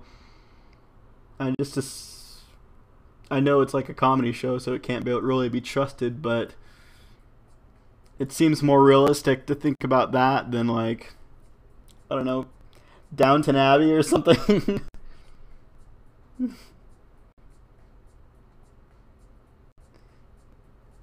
Evening Zephyr says, I'm kind of in love with the whole of UK countryside. That's probably why I watch BBC, so I can see more. Oh, Joe, the IT Crowd is your favorite TV show? It's a good one. It's really funny.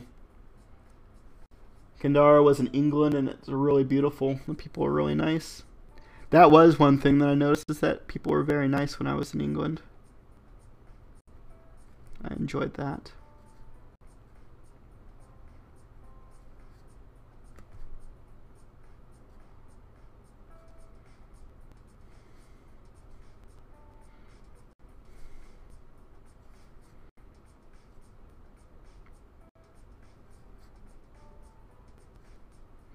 People can be nice here in America too, but we have a strange kind of fake politeness that we all kind of approach each other with. It was a bit strange moving back here from Germany because like anytime you go into any store or restaurant or anything here, any establishment, you'll usually be greeted by at least 2 or more people. And I'm not saying that like when I lived in Germany everybody was rude, but it was just different than what I experienced.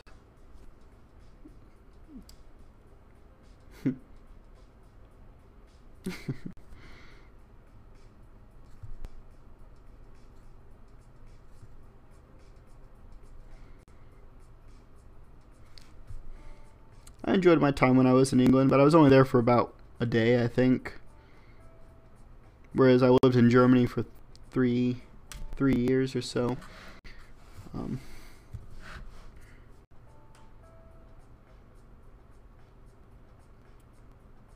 Joe says when he went to New York, he noticed the overtop niceness that didn't feel very genuine. Yeah, it's just this. It is just their job, though. It's this weird cultural thing that we've kind of developed here, that you have to have this kind of fake friendliness.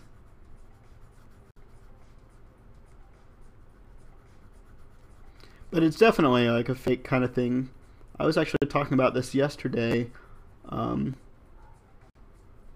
with my parents-in-law, about how like no matter where you go, a regular greeting here in America is like, how are you, and how are you doing? But people don't expect you to like tell them how you're doing that day. It's just a way of saying hello. You don't say how are you doing to somebody and expect them to go like, oh, my day is terrible because of this and that and that.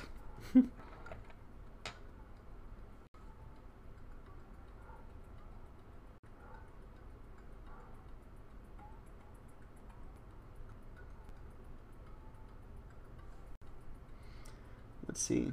It's a little bit annoying. We have an American restaurant in Berlin, and the customer service is like in America, and every 5 minutes they ask if we need something. I know they want to be polite, but it's annoying. Yes, it's annoying here too. There's a big difference between being helpful and being overbearing, though.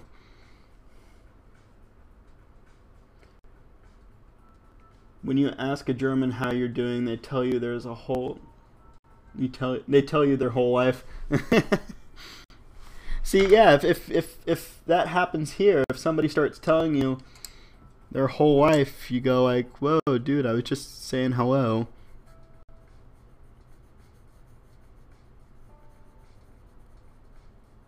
I feel like Americans don't want to actually talk about their life to others face to face, although we're very eager to talk about our lives and our experiences online.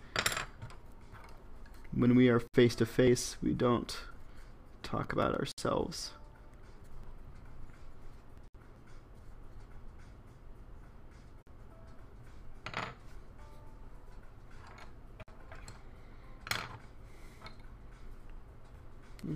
It's just interesting. Every culture has their own unique and uniques.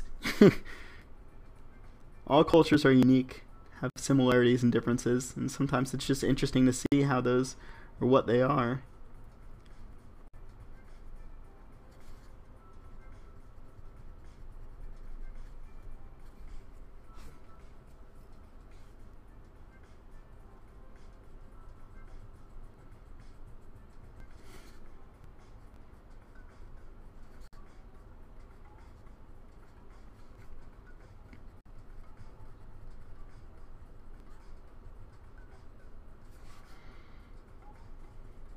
I definitely would not mind going back to Germany, though. I really want to go back to where I used to live, see how it's changed, or more probably see how it hasn't changed.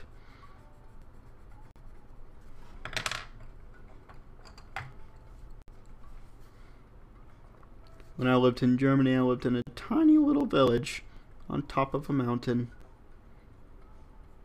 called Unterammergau,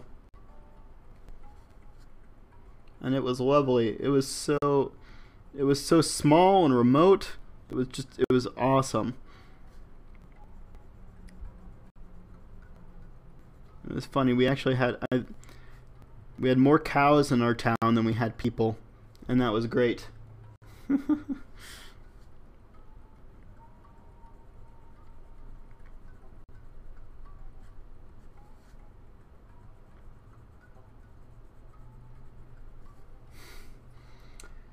Oh, you said you live in Berlin, right? Alright, when me and my dad were in Berlin for a little vacation, we went to this museum, and it was really bizarre. It was a 3D themed museum. So like you get 3D glasses, and you go through, and all the pictures are three-dimensional when you're wearing the glasses, and they would like come out at you. It was very strange, but I loved it. It was so much fun. I still think I have those glasses somewhere.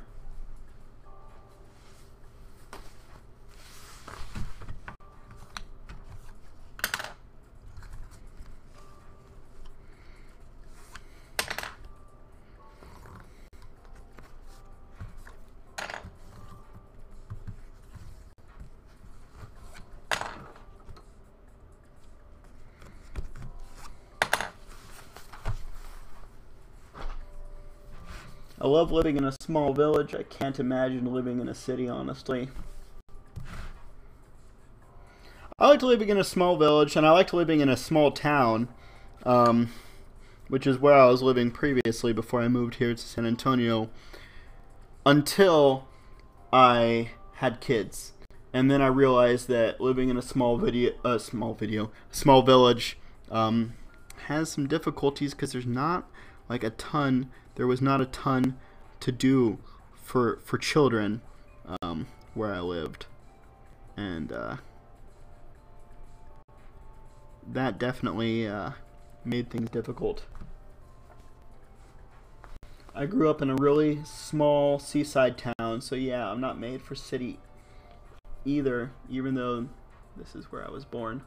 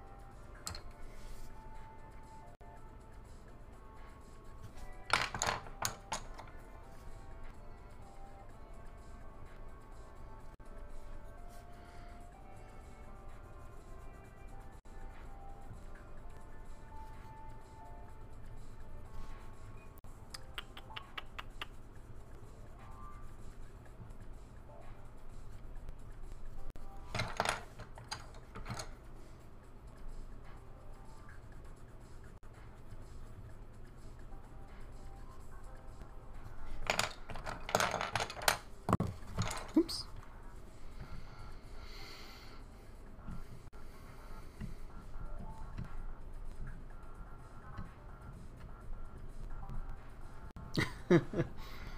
Y'all want to move to the giant jellyfish?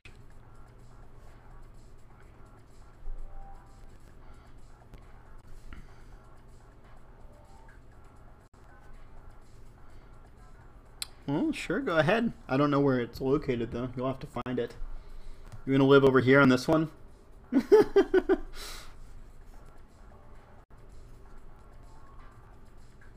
I kind of meant that one to be like kind of scary looking.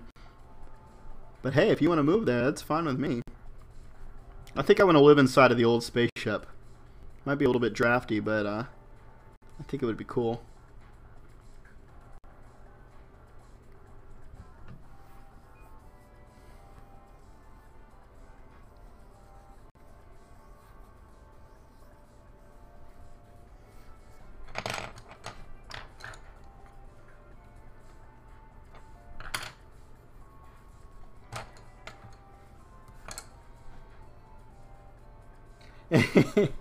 Yeah, well, when I color it in, it might look a little bit might might look a little bit better. But I'm gonna try to put some rust on it, make it look like they took some pieces out, maybe to build part of their houses.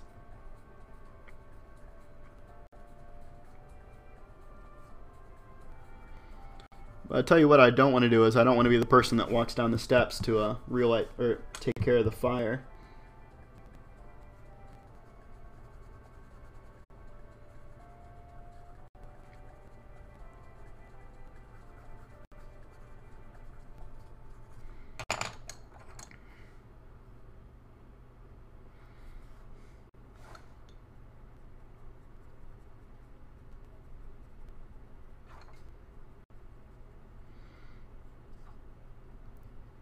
Not that I'm scared of heights or anything, but I feel like I definitely would trip and fall. And just, like, fall off.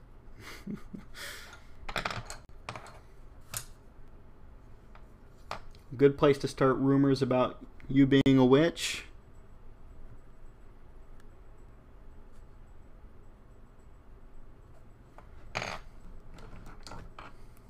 I'll tell you what.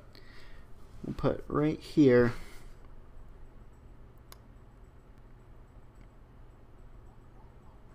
Use my tiny little pen.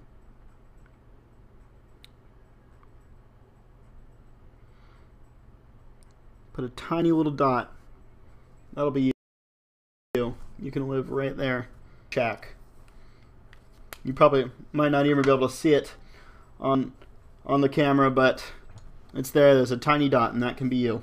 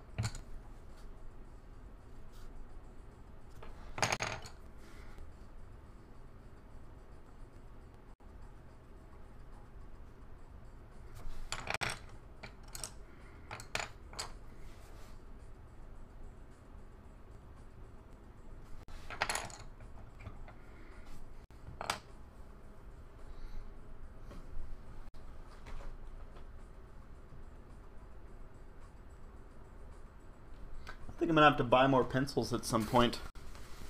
I think, I don't know, I swear I used to have a lot more than this. Every single one of these pockets would be full.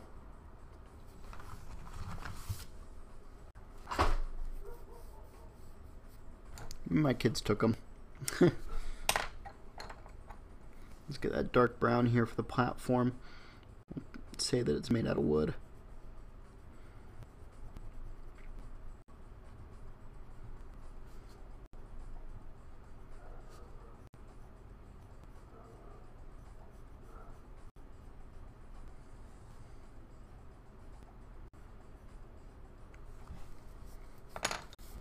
You found your place. Oh, dear.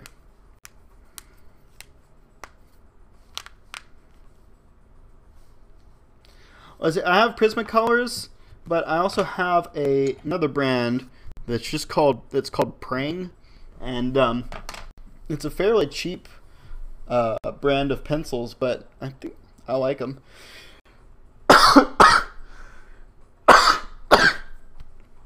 Pardon me. I feel like they draw well, even though they're just about the same price as like Crayola.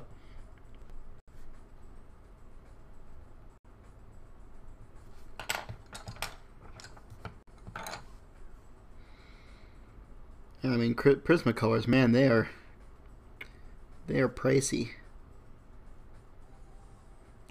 They are pretty expensive.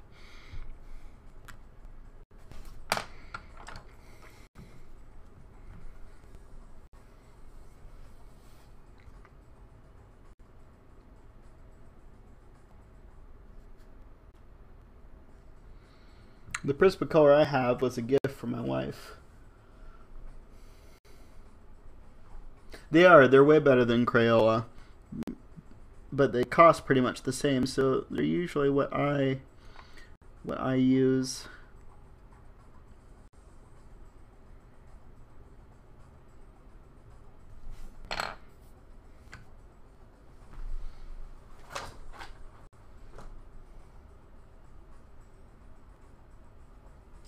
Yeah, I'm gonna have to buy myself some more of them, I think.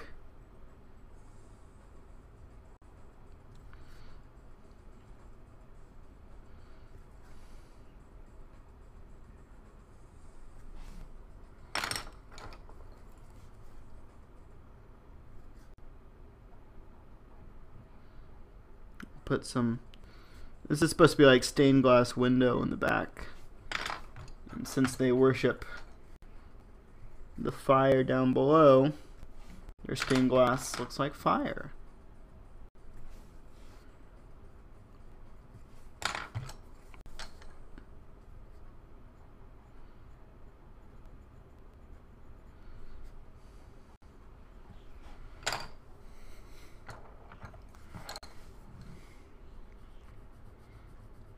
It's time to color in this rocket.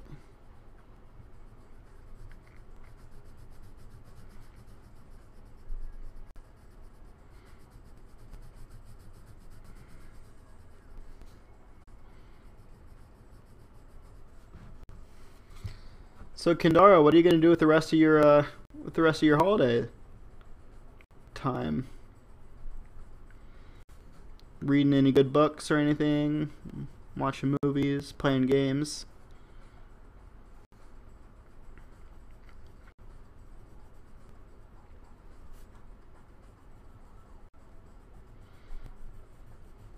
I tend to waste my free time playing video games or reading books.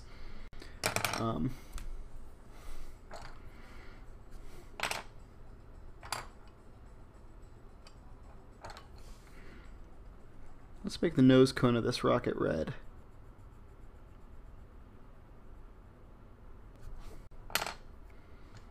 I'm going to put some kind of rust on here.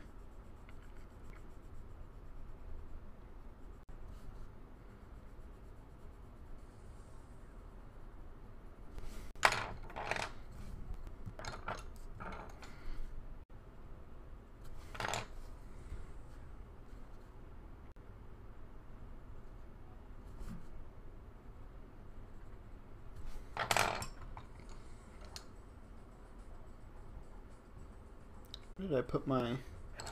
here we go, the Tuscany red. Kind of looks rusty. Red-brown kind of color.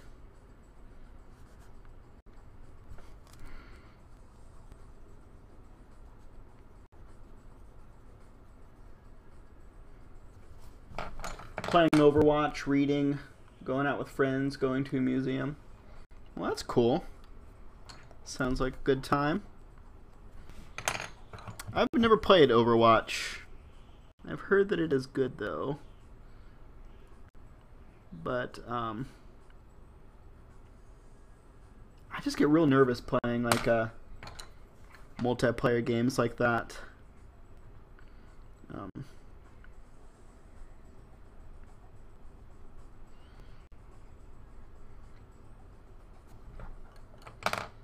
It's a lot of fun. I'm sure it looks like a lot of fun, and I like how unique all of the players are. And I say that I get nervous playing those games, which is true, but I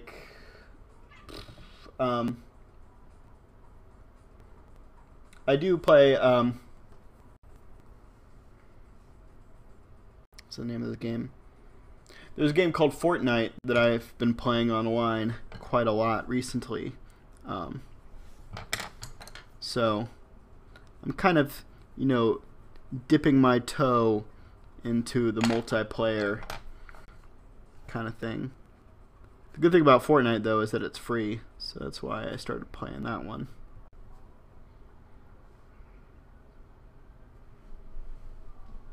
I did try League of Legends for a while when I lived in college, and it was a unpleasant experience. Everybody seemed very mean. And I was not very good because I just started. But yeah, it seemed like that didn't really matter.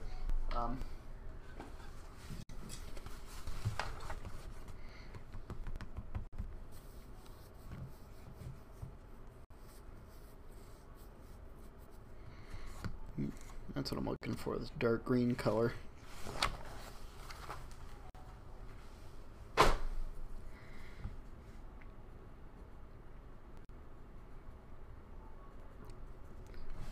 Put some dark green for these like tents. Green and gray. This is a green gray, so it's, you know, it's the best of both.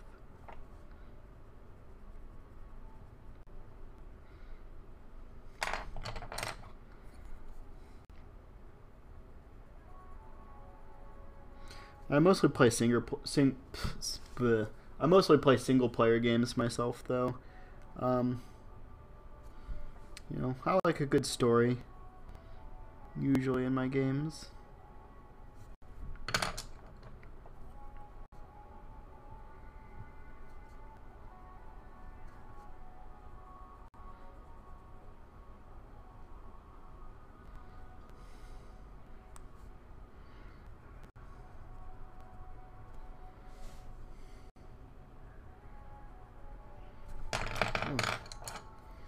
It's getting chilly again.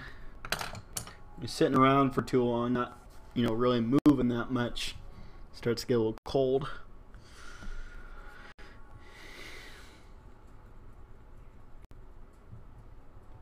What books are you reading? You said you have a lot of books.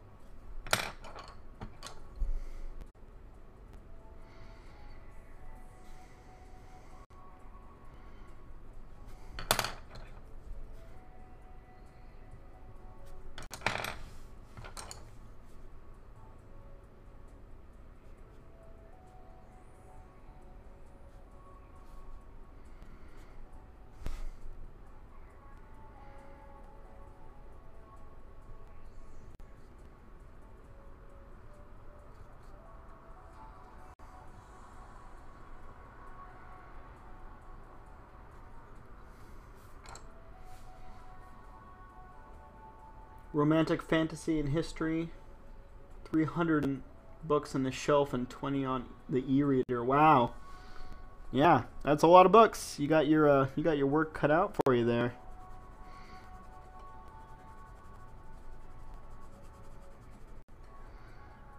And I thought I was bad because I have 4 books I'm reading at the same time.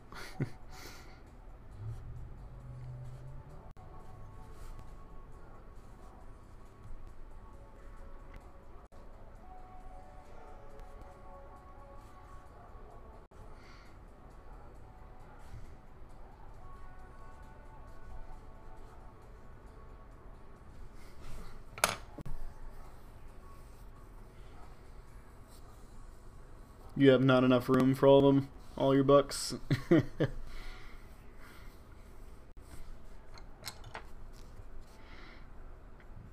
Well, kind of makes sense if you have so many.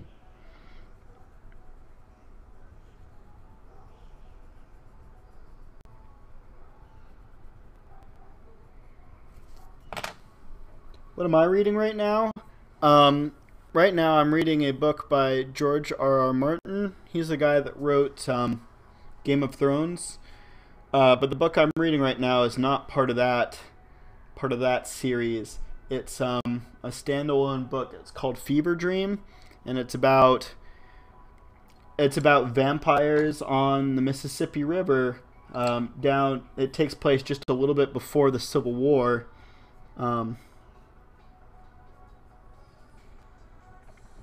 It's pretty interesting. I'm almost at the end.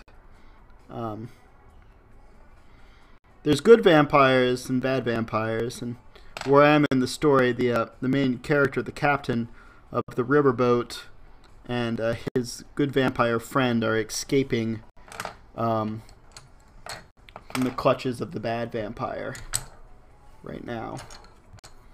So that's a good one. The other book I'm reading is actually a guide for a tabletop role-playing game, like an RPG, kind of like Dungeons and Dragons, but it's a different game than Dungeons and Dragons. This one excuse me. And this one is called Deadlands Lost Colony, and it's a spin-off of another game called Deadlands.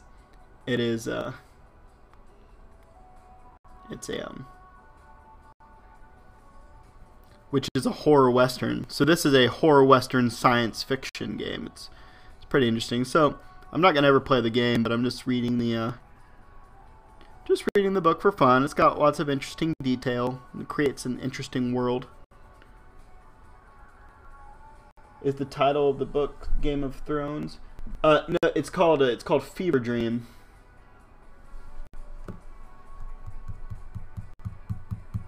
It is kind of hard to read sometimes when you have kids around. You gotta just read in between, you know, when you get a free chance. Let's see. Oh, you know, let me grab that book for you real quick so you can see it.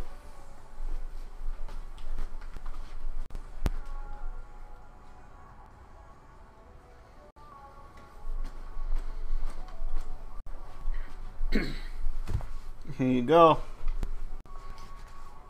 It's Fever Dream, but it's not spelled like regular fever. It's named after. Oh, you can't really see it from there. It's named after the Fever River. Try to put it so you can actually see the title. Yeah, but I'm enjoying it so far. It's weird. I'm almost done. I'm getting close.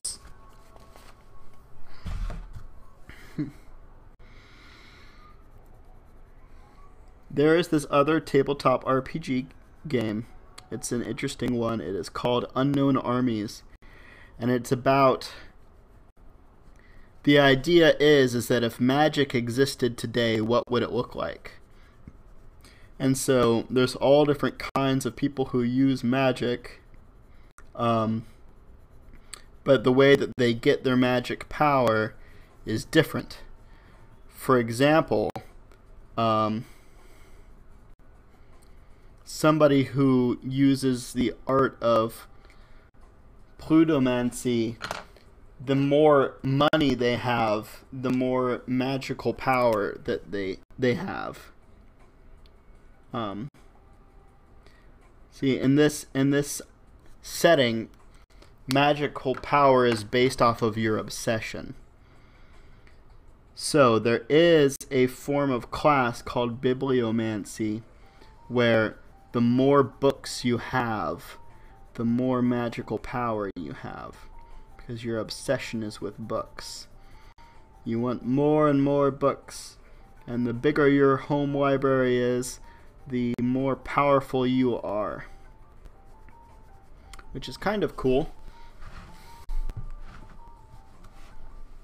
But the problem is, if you make enemies, the difficulty is that if those enemies know where you live, they can at some point when you're not home, they can come in and take your books away or destroy them or something, and then you will have no power at all.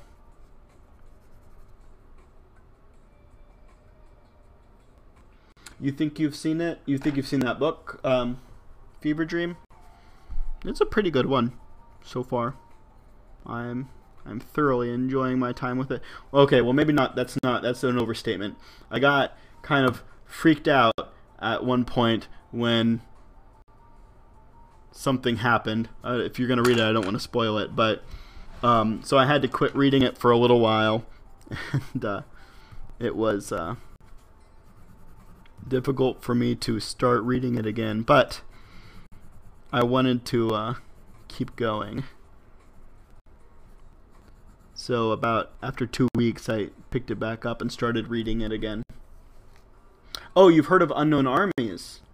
Okay, I would have thought that one it's pretty obscure, even in like tabletop game players. But yeah, it's cool. It's one of those systems that I don't think I'd ever actually play it. But it is interesting reading the books and just learning about the this kind of world that it takes place in. I have a couple books that I got from secondhand libraries and things like that. I guess I need to actually fill in this fire, huh?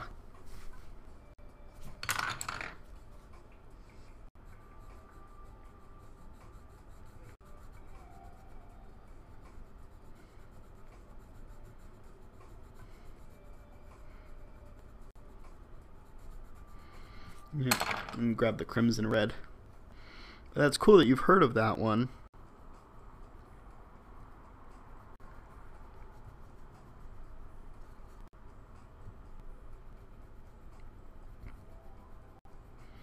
I want to develop my own kind of magical system, like it's caffeine-amancy. It's based off of you get magical power from drinking copious amounts of coffee and soda and energy drinks and stuff like that. And like eventually, if you have enough, if you've drank enough of them and you have enough power, you can actually slow down time. Now, time itself is not actually going slow, but you have been sped up so fast that it seems like everything else is moving slowly. And that would be like a high a high tier power.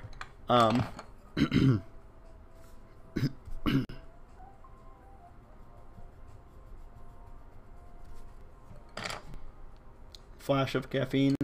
Flash on caffeine. But yeah, it's one of the. I don't think I'll ever actually run a game based on that particular system, because it was. I couldn't quite think of how it would actually run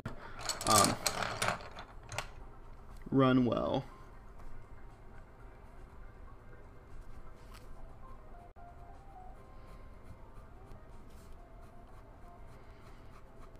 Like, how would it translate to people actually playing it?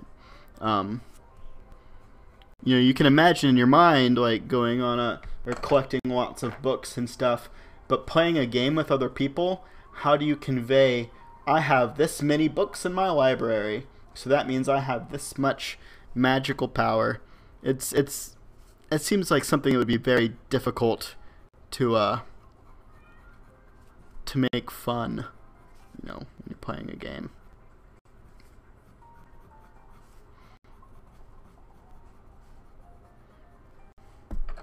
Well, it's getting kind of late for you guys. Are y'all probably making or eating or having eaten your dinner by now? What did y'all have today? And I don't even know what I'm gonna make for dinner today. I think I'm gonna make sausage. But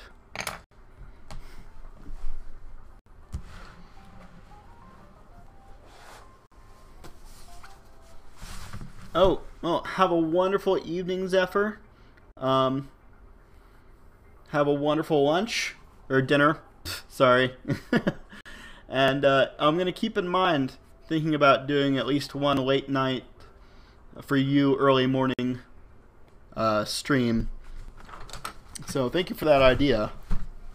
I will take it to heart. Have a wonderful night. Of course, always nice to have you drop by. Get out all my blues and purples and stuff for the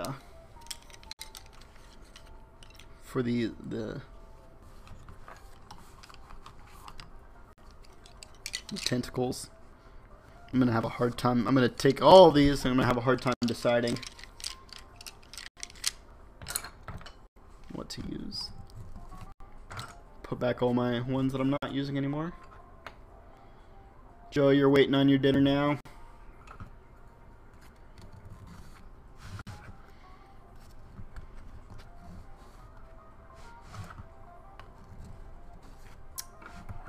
Food is so interesting because it's strange how it kind of transcends culture. Everybody has different stuff.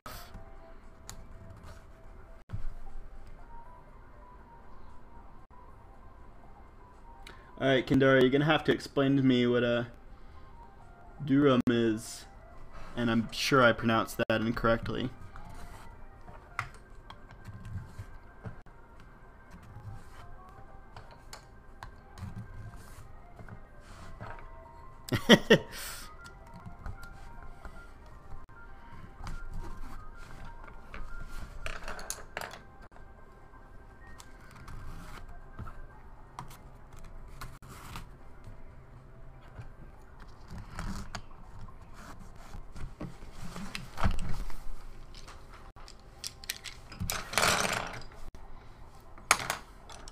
When I lived in Germany, I lived.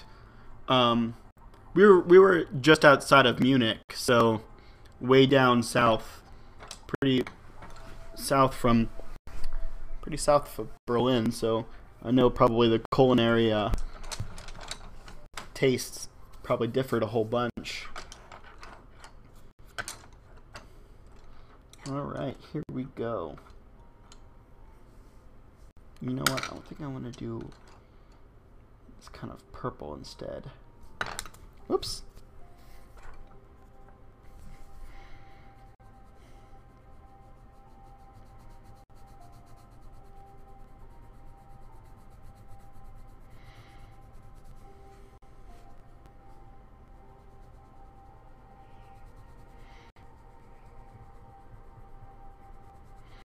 Like when I lived in Germany, I'd eat a lot of let's see, a lot of goulash, Jaeger Schnitzel, you know, Pommes frites. Oh, okay, yeah, I know what that is. Like I know it as a doner, like doner kebab. In Greece, they call them gyros. That's just like that's a spelling that I had not seen before.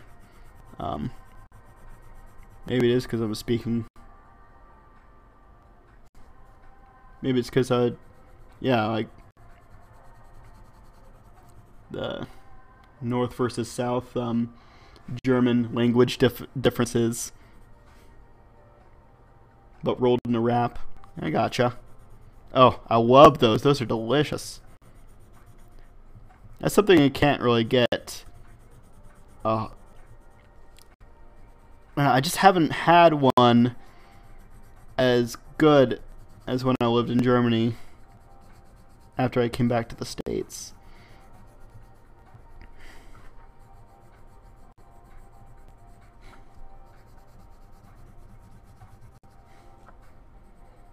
But yeah. Oh man, it makes me hungry now. I want one of those. Oh,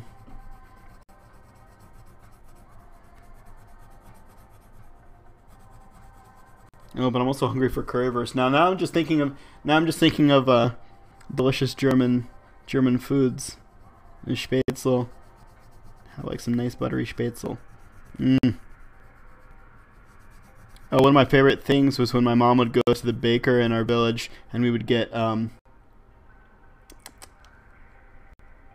cheesy, like hard rolls with cheese baked into them. Oh, those were so good. I used the delicious German butter with them.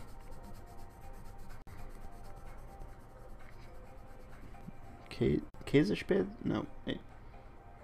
Spätzle's not common in Berlin. Oh, it was like everywhere. Down where I lived, every restaurant had Spätzle. And I don't know if there's even a store where you can get it here.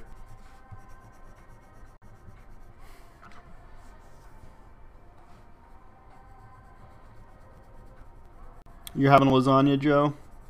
Sounds good. My wife makes the best lasagna. I can't make a good lasagna, but my wife's lasagna is always delicious.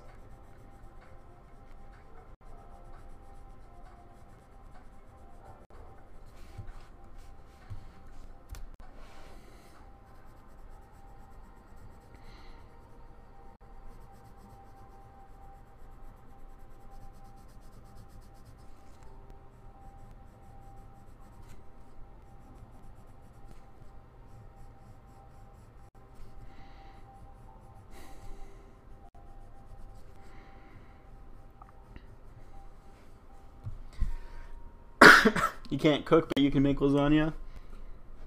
Sounds like cooking to me. And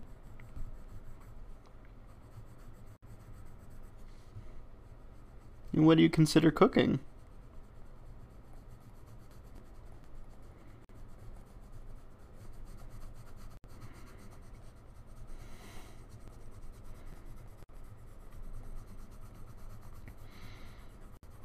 I can cook a lot of stuff. I can make a really good schnitzel, but lasagna is just, yeah, it's not one of my fortes.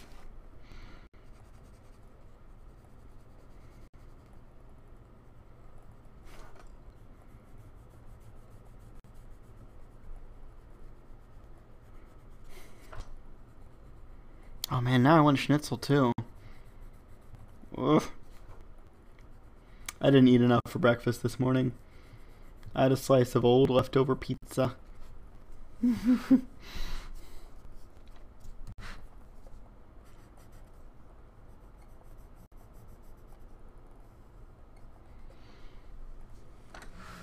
Oh, Kendara, I should let you know that I'm doing a competition, or not a competition, I guess a game giveaway thing. But if you follow me on Twitch and you follow my Instagram and you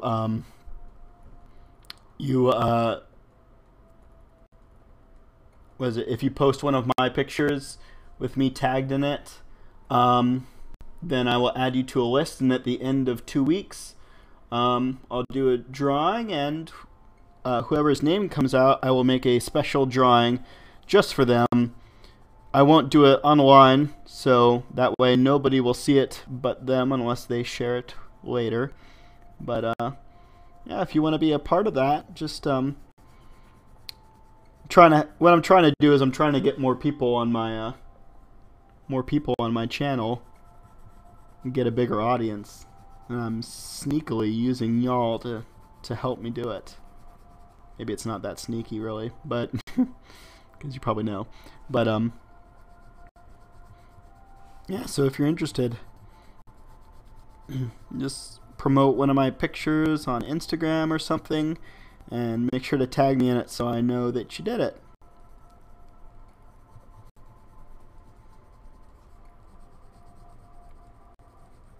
Is that a thing that you can do on Instagram? Can you like reblog other people's stuff? Yeah, if you reblog it or repost it, picture that I did, you know, with like my name and my Instagram and my Twitch in the captions, so people know where to go, and yeah, and then I'll enter you into the drawing. Another thing I'm gonna do, I promised this to Joe, but once I get 10 people watching my stream all at the same time, then the next stream after that is going to be an extra long one, and I'm going to work on a really big collage project. I'm going to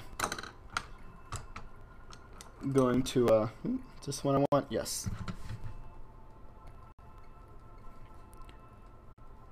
So if you want to see that, I'm going to need your help to spread the word so get more viewers.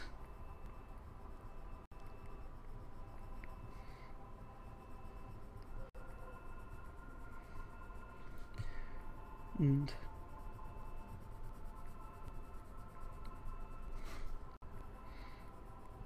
oh, and Joe, I told you that you could give me what subject you want me to do for the collage, and I'm still waiting for that.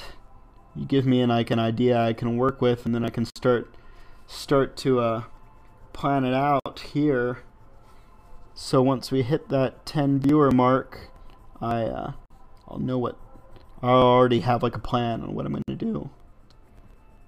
Man, my voice is weird today.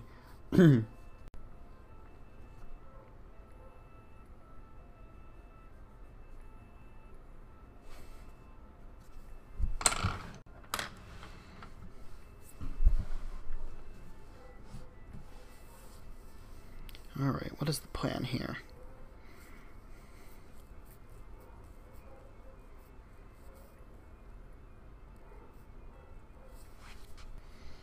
It would be interesting, like a drawing of your childhood.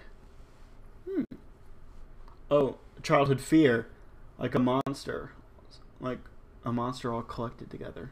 Ooh, that would be interesting. I could definitely, that would be a cool thing to do, a collage of. It's good thinking. I'm kind of paralyzed myself here. I'm trying to think of how I want to do this. Do these tentacles.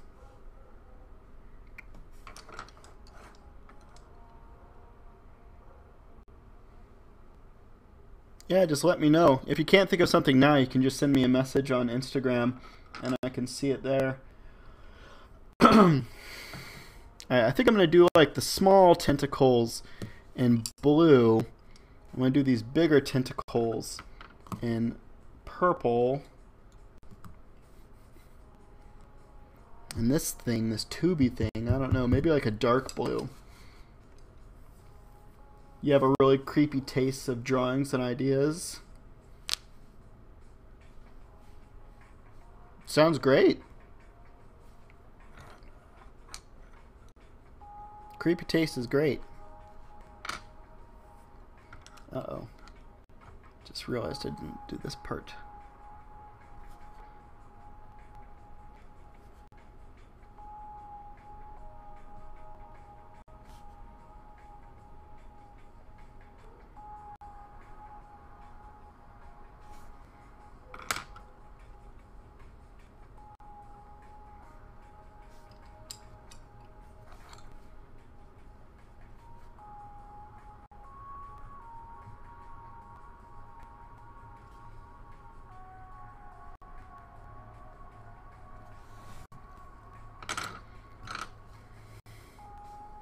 So what kind of things do you draw, Kendara?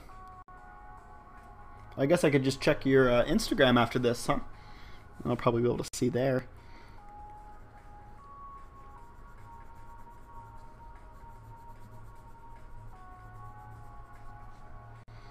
I don't know, I do my thing, so like, is that an artist? But yeah, I draw. Can I share my Instagram? Yeah, sure. I think if you looked me up on Instagram though, I'll probably log on to that after I'm finished here, and I'll look you up there. But yeah, if you want to share it, go ahead. You can post it right there on the comment or in the chat.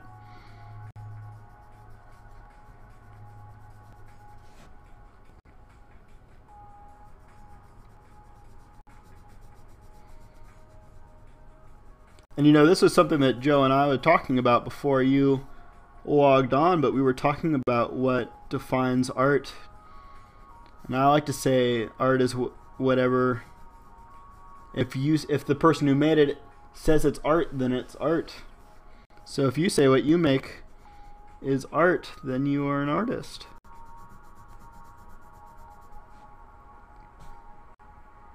I like to draw bones and creepy stuff, but landscape too.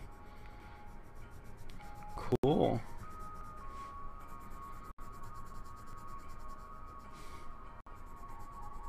I'll definitely check it out when I'm finished with this. Maybe while I'm having some lunch. Although what I'm going to eat for lunch, I have no idea. Leftover. Still have some leftover brisket that I cooked. So I'll probably eat that on tortilla.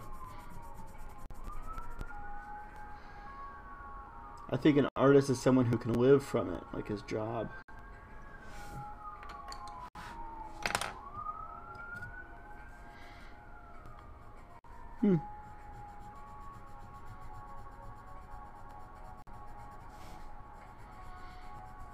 Tell you what I'm looking forward to. Sometime in the far future, after automation and robotics has gotten so good that almost every job is done by robots, then I think people will have time to be able to.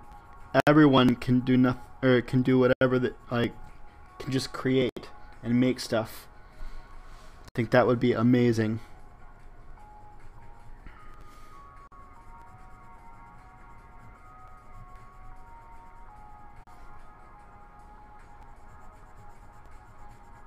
Like a whole world full of artists.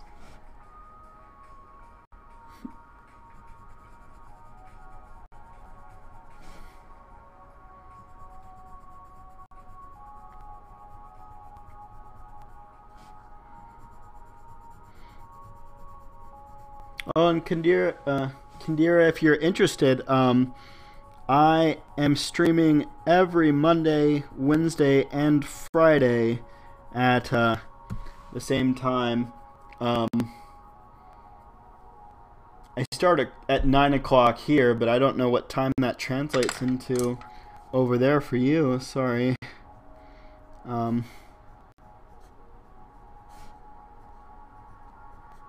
Yeah, but I'm trying to... If I have more people watching, like today, this is a good day. I feel like it gives me more juice to keep going.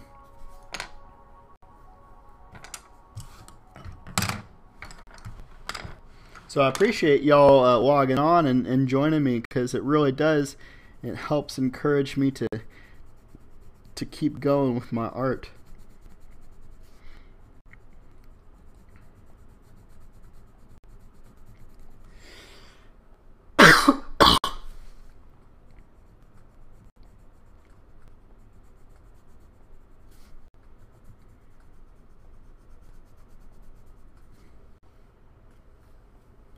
Right now it is 11:44 here, so it's almost noon. What time is it for you?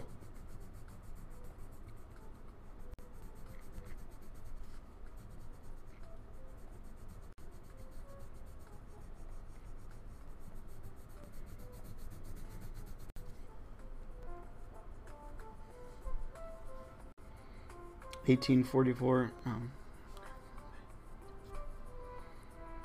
So it's about 6 o'clock there, so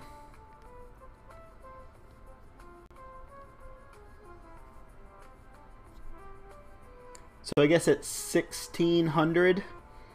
That's when I start for you.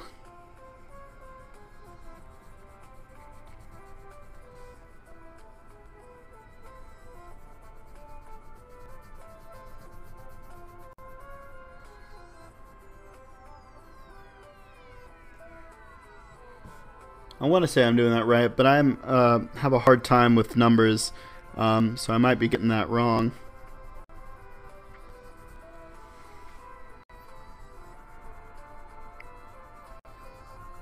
But I think 1600, I think that's right. That would be 9 o'clock for y'all. Or 9 o'clock for me.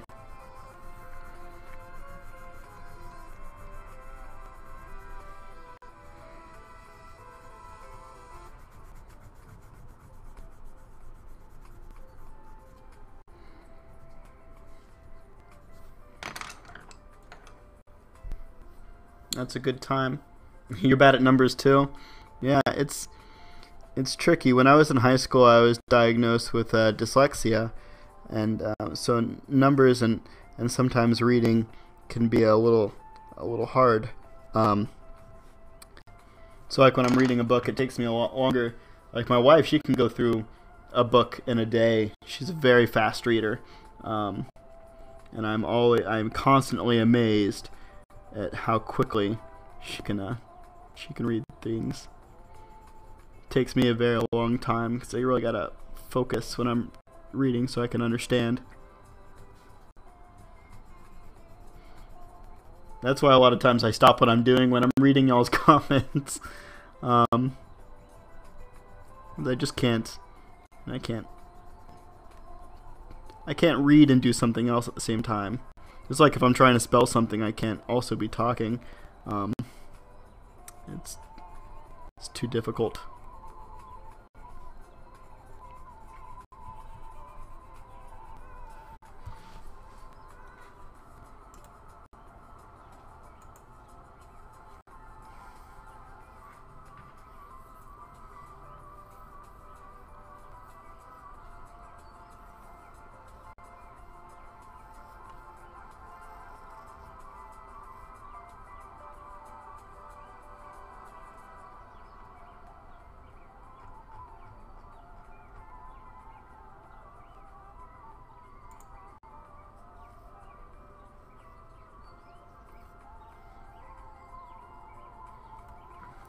Wow, Kandara, your drawings are really good. Oh my gosh, that's amazing. I'm looking at this one that you drew. It kind of looks like almost a medieval picture. Did an amazing job on the folds and the clothing and stuff. Oh, wonderful.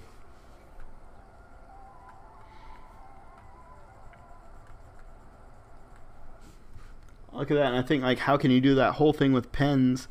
It's very, very impressive. You should be very proud of yourself.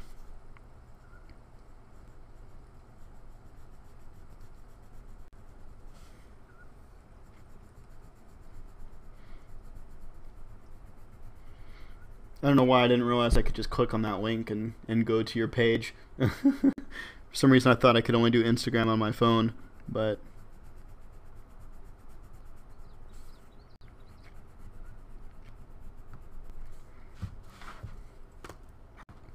ugh, I want to get this finished, but I'm getting really, really hungry.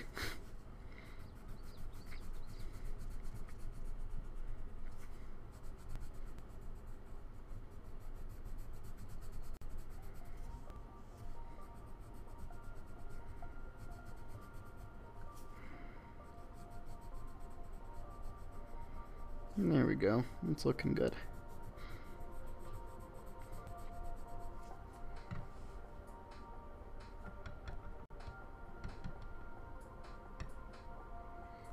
Oh, well, practice is great too.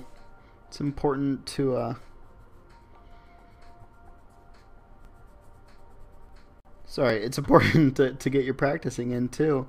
A lot of famous painters would practice by trying to recreate what other painters had already done.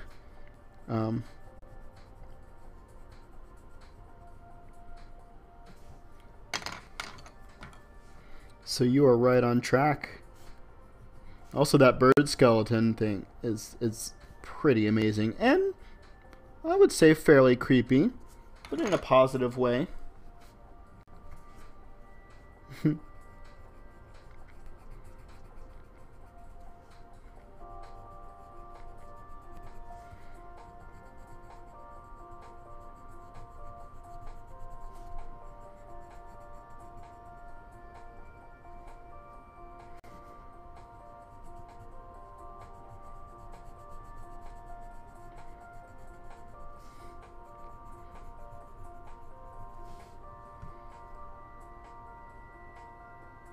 A tattoo idea for a friend? Oh wow, that would take such a long time to do. But you learn a lot about shadow and structure from tattoos. I believe it. I follow a couple tattoo people on Instagram. It looks hard. I mean, you have to be really good at that kind of thing because, I mean, it's more or less permanent, isn't it? It's on somebody's skin for forever. Alright, I swear I'm going to finish this picture today on this stream.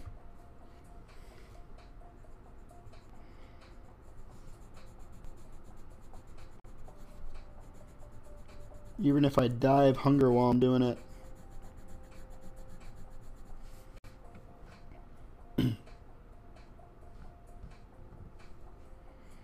Well, that's awesome. Good work.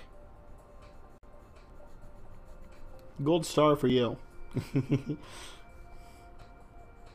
don't think I would ever dare to do anything like that. I have one tattoo, but I made it. I just made it from taking pictures online and typing out the font that I wanted. And just positioning it all and printing it out, taking it with me.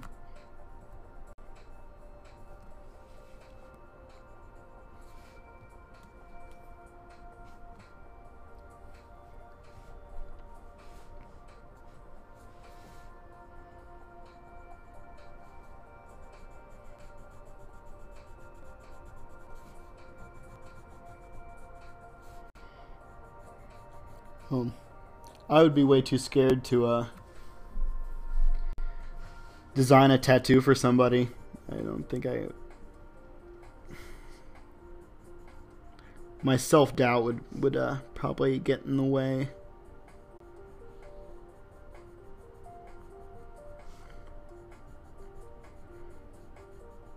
I would feel very honored though if somebody wanted to get something that I made put on their body, like forever. I mean, I guess there are ways to take tattoos off, but I hear that they are painful. Not something that I want to do.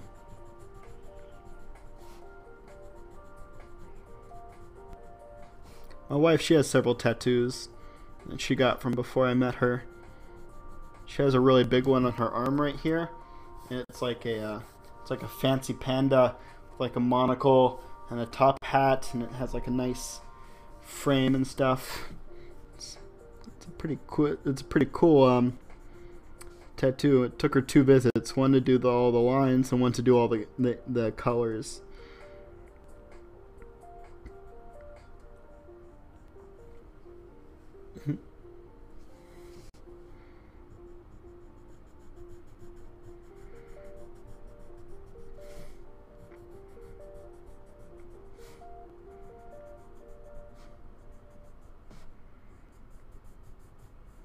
Ugh, I'm really missing my pencil sharpener.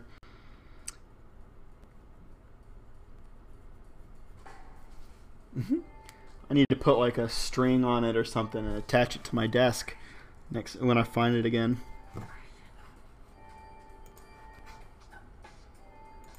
Let's skip that song. I don't know. I need to just take that one off the playlist because I don't like it, but just never do. I always just skip it.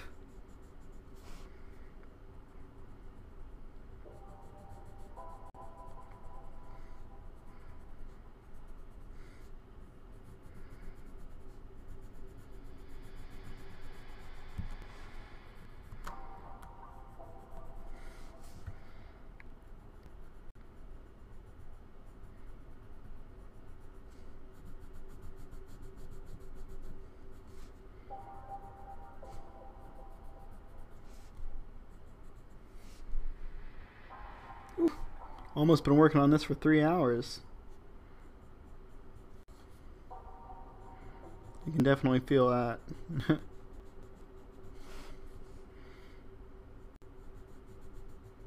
But I'm so close to being done.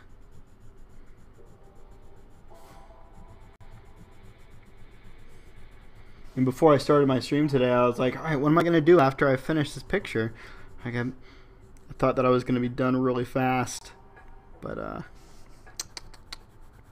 silly me, it did not.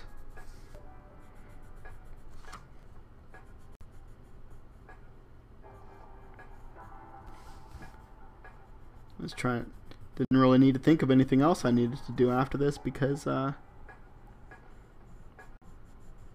it's taken such a long time.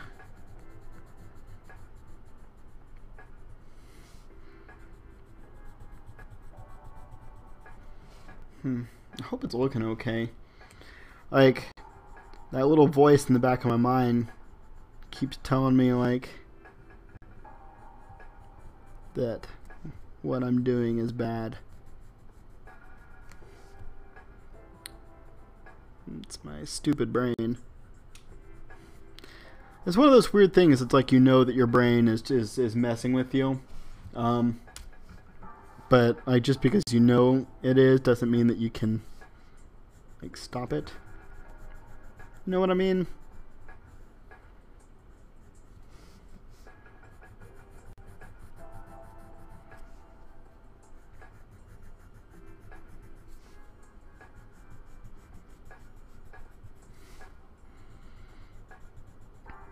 What color do you guys think I should make this like bumpy tubey thing here? This thing that kind of looks like intestines. I'm not sure. I was thinking of like doing like a really dark blue, but now I'm kind of thinking maybe a gray.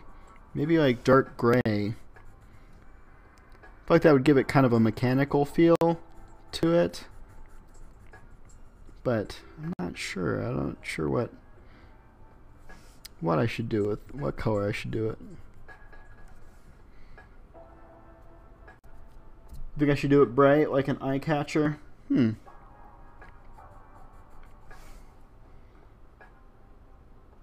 had these really bright blues. This sky blue and this kind of this is a light cerulean blue. Could do those. Those are pretty bright. And maybe that would help offset. Like I don't want this part to be too bright and this to be too dark. So maybe I should do it in like a bright color. I think I'll go with your suggestion.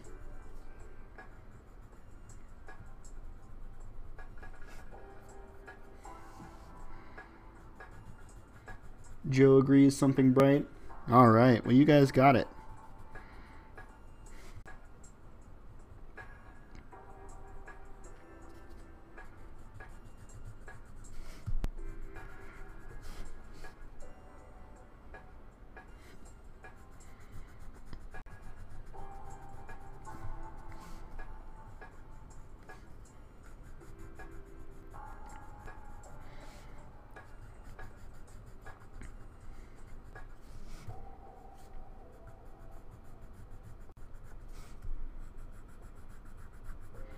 I feel like I should also do a background too, but I don't I don't know if I have the stamina for it.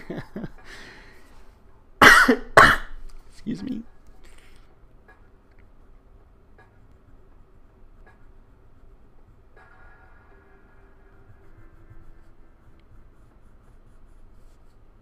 Gosh, this pencil is so dull now. Maybe I should get one of those like really big pencil sharpeners like at school and just like screw it into my desk. That way it can't get away.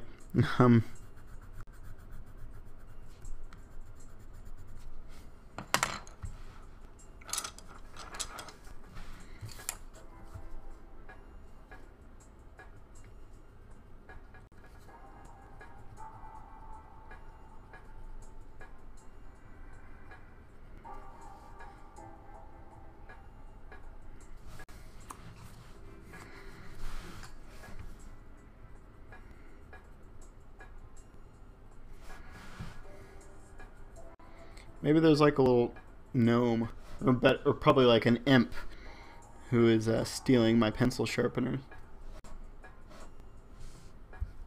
Hey, no problem, man. I totally understand if you're drawing. Alright, let's see. I've got... What is that? Ooh, that's quite bright.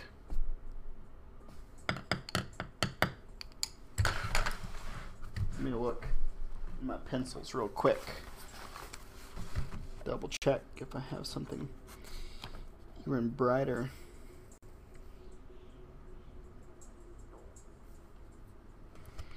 Oh, what about this?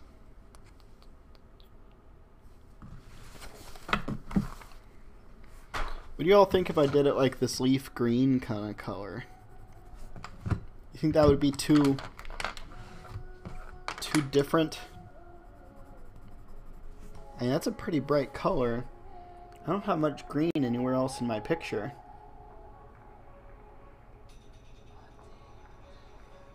That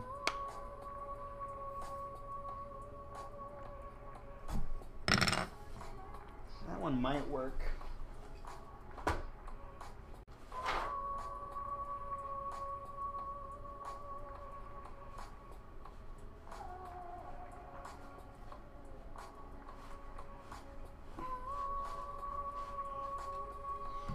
I have this one. It's even brighter. This is true green.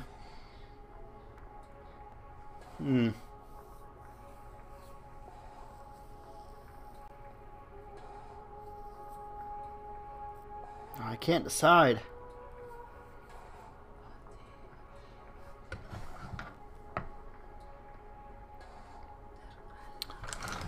I think I'm just gonna go for it, and we'll see.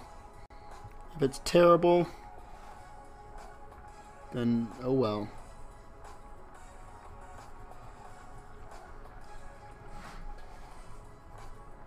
You think it fits? Okay, cool. I'm always second guessing myself. So it's nice to have backup.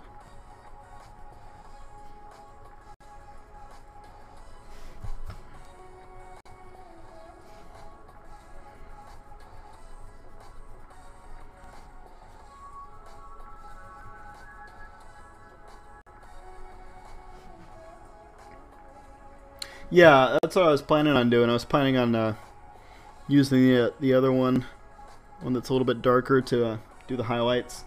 You think that looks good? Awesome. Yeah, I think it worked out. It works out pretty well.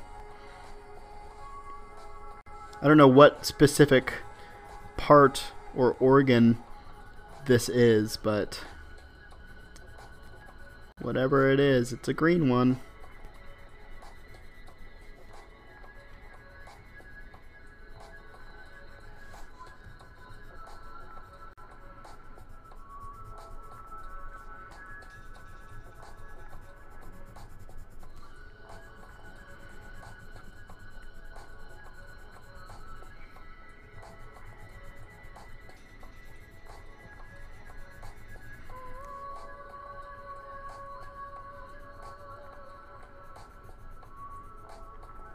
Thanks for your suggestion on the light color. I think you were totally right.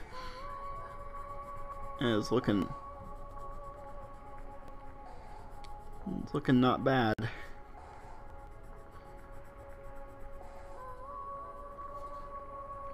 Not bad. That's a weird way to say it.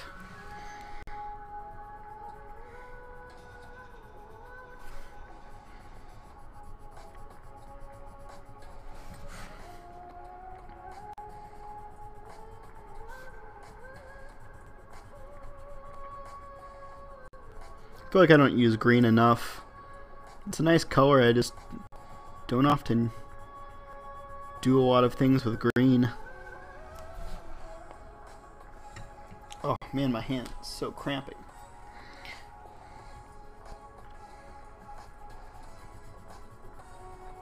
So it looks like in your Instagram you have like a lot of old cars. Are you really into that kind of thing?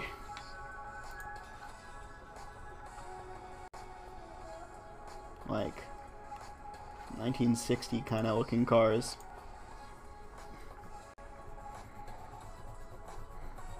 That's pretty neat.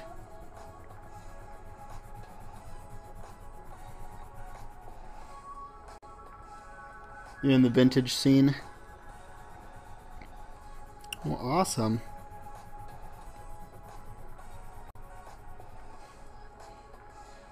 '40s to '50s. Gotcha.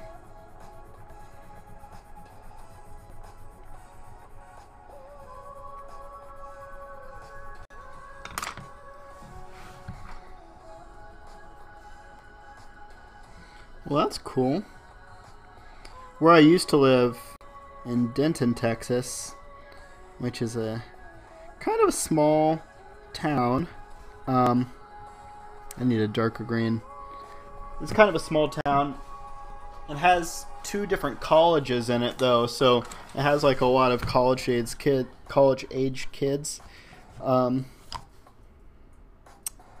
But they used to have once a year. They used to have like the Vintage Car Week on the downtown square, and they'd have all these really cool cars just parked around. They would block off the road so people don't come and drive around, and so you can just walk through the thing and see them all. It was always pretty cool.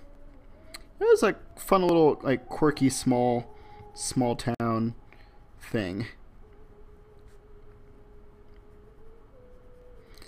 It was a nice place to live, but I mean it was a college town. It was for like young adults. So I mean almost everything was geared for young adults. So there just wasn't much to do with my kids there.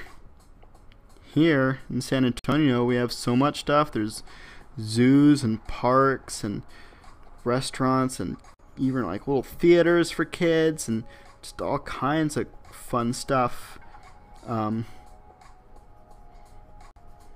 So I'm glad that I moved. Oh wow, the cars actually raced? That's cool.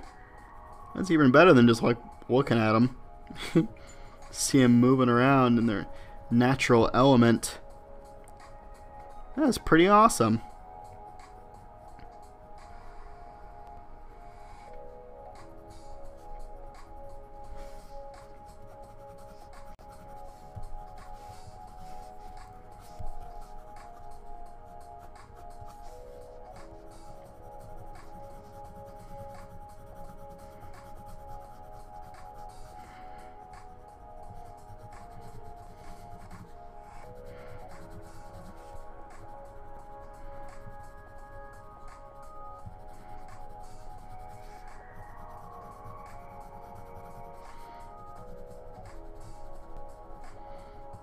Alright, just about done.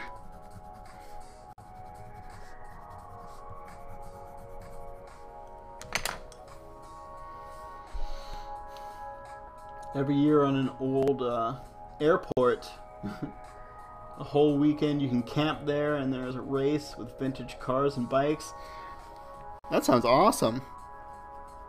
That's cool stuff.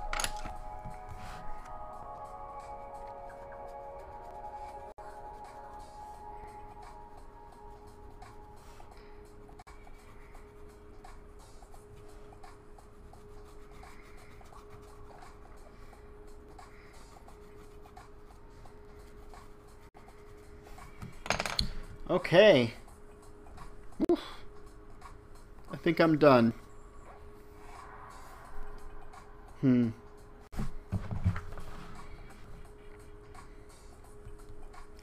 I've been trying to work on positive self-speak, or self-talk, so I always have a tendency to put myself down, and I've been trying to say more positive things to myself. So I think this turned out pretty well. I think it was okay. A few things that I would do differently if I would do a picture like this again. First of all, I would do this part differently, the designs on here. I didn't think about the designs until after I had already done the ink for the frame. And I think next time I would do the designs differently so that way I could make them, like kind of stand out. I didn't really give myself the opportunity to do that. I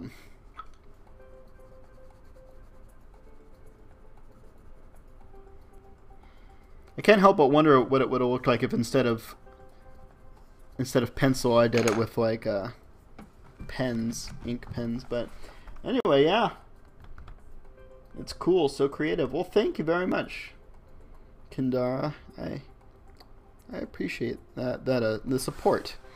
I definitely think that this part turned out pretty well. The tentacles I think look pretty good.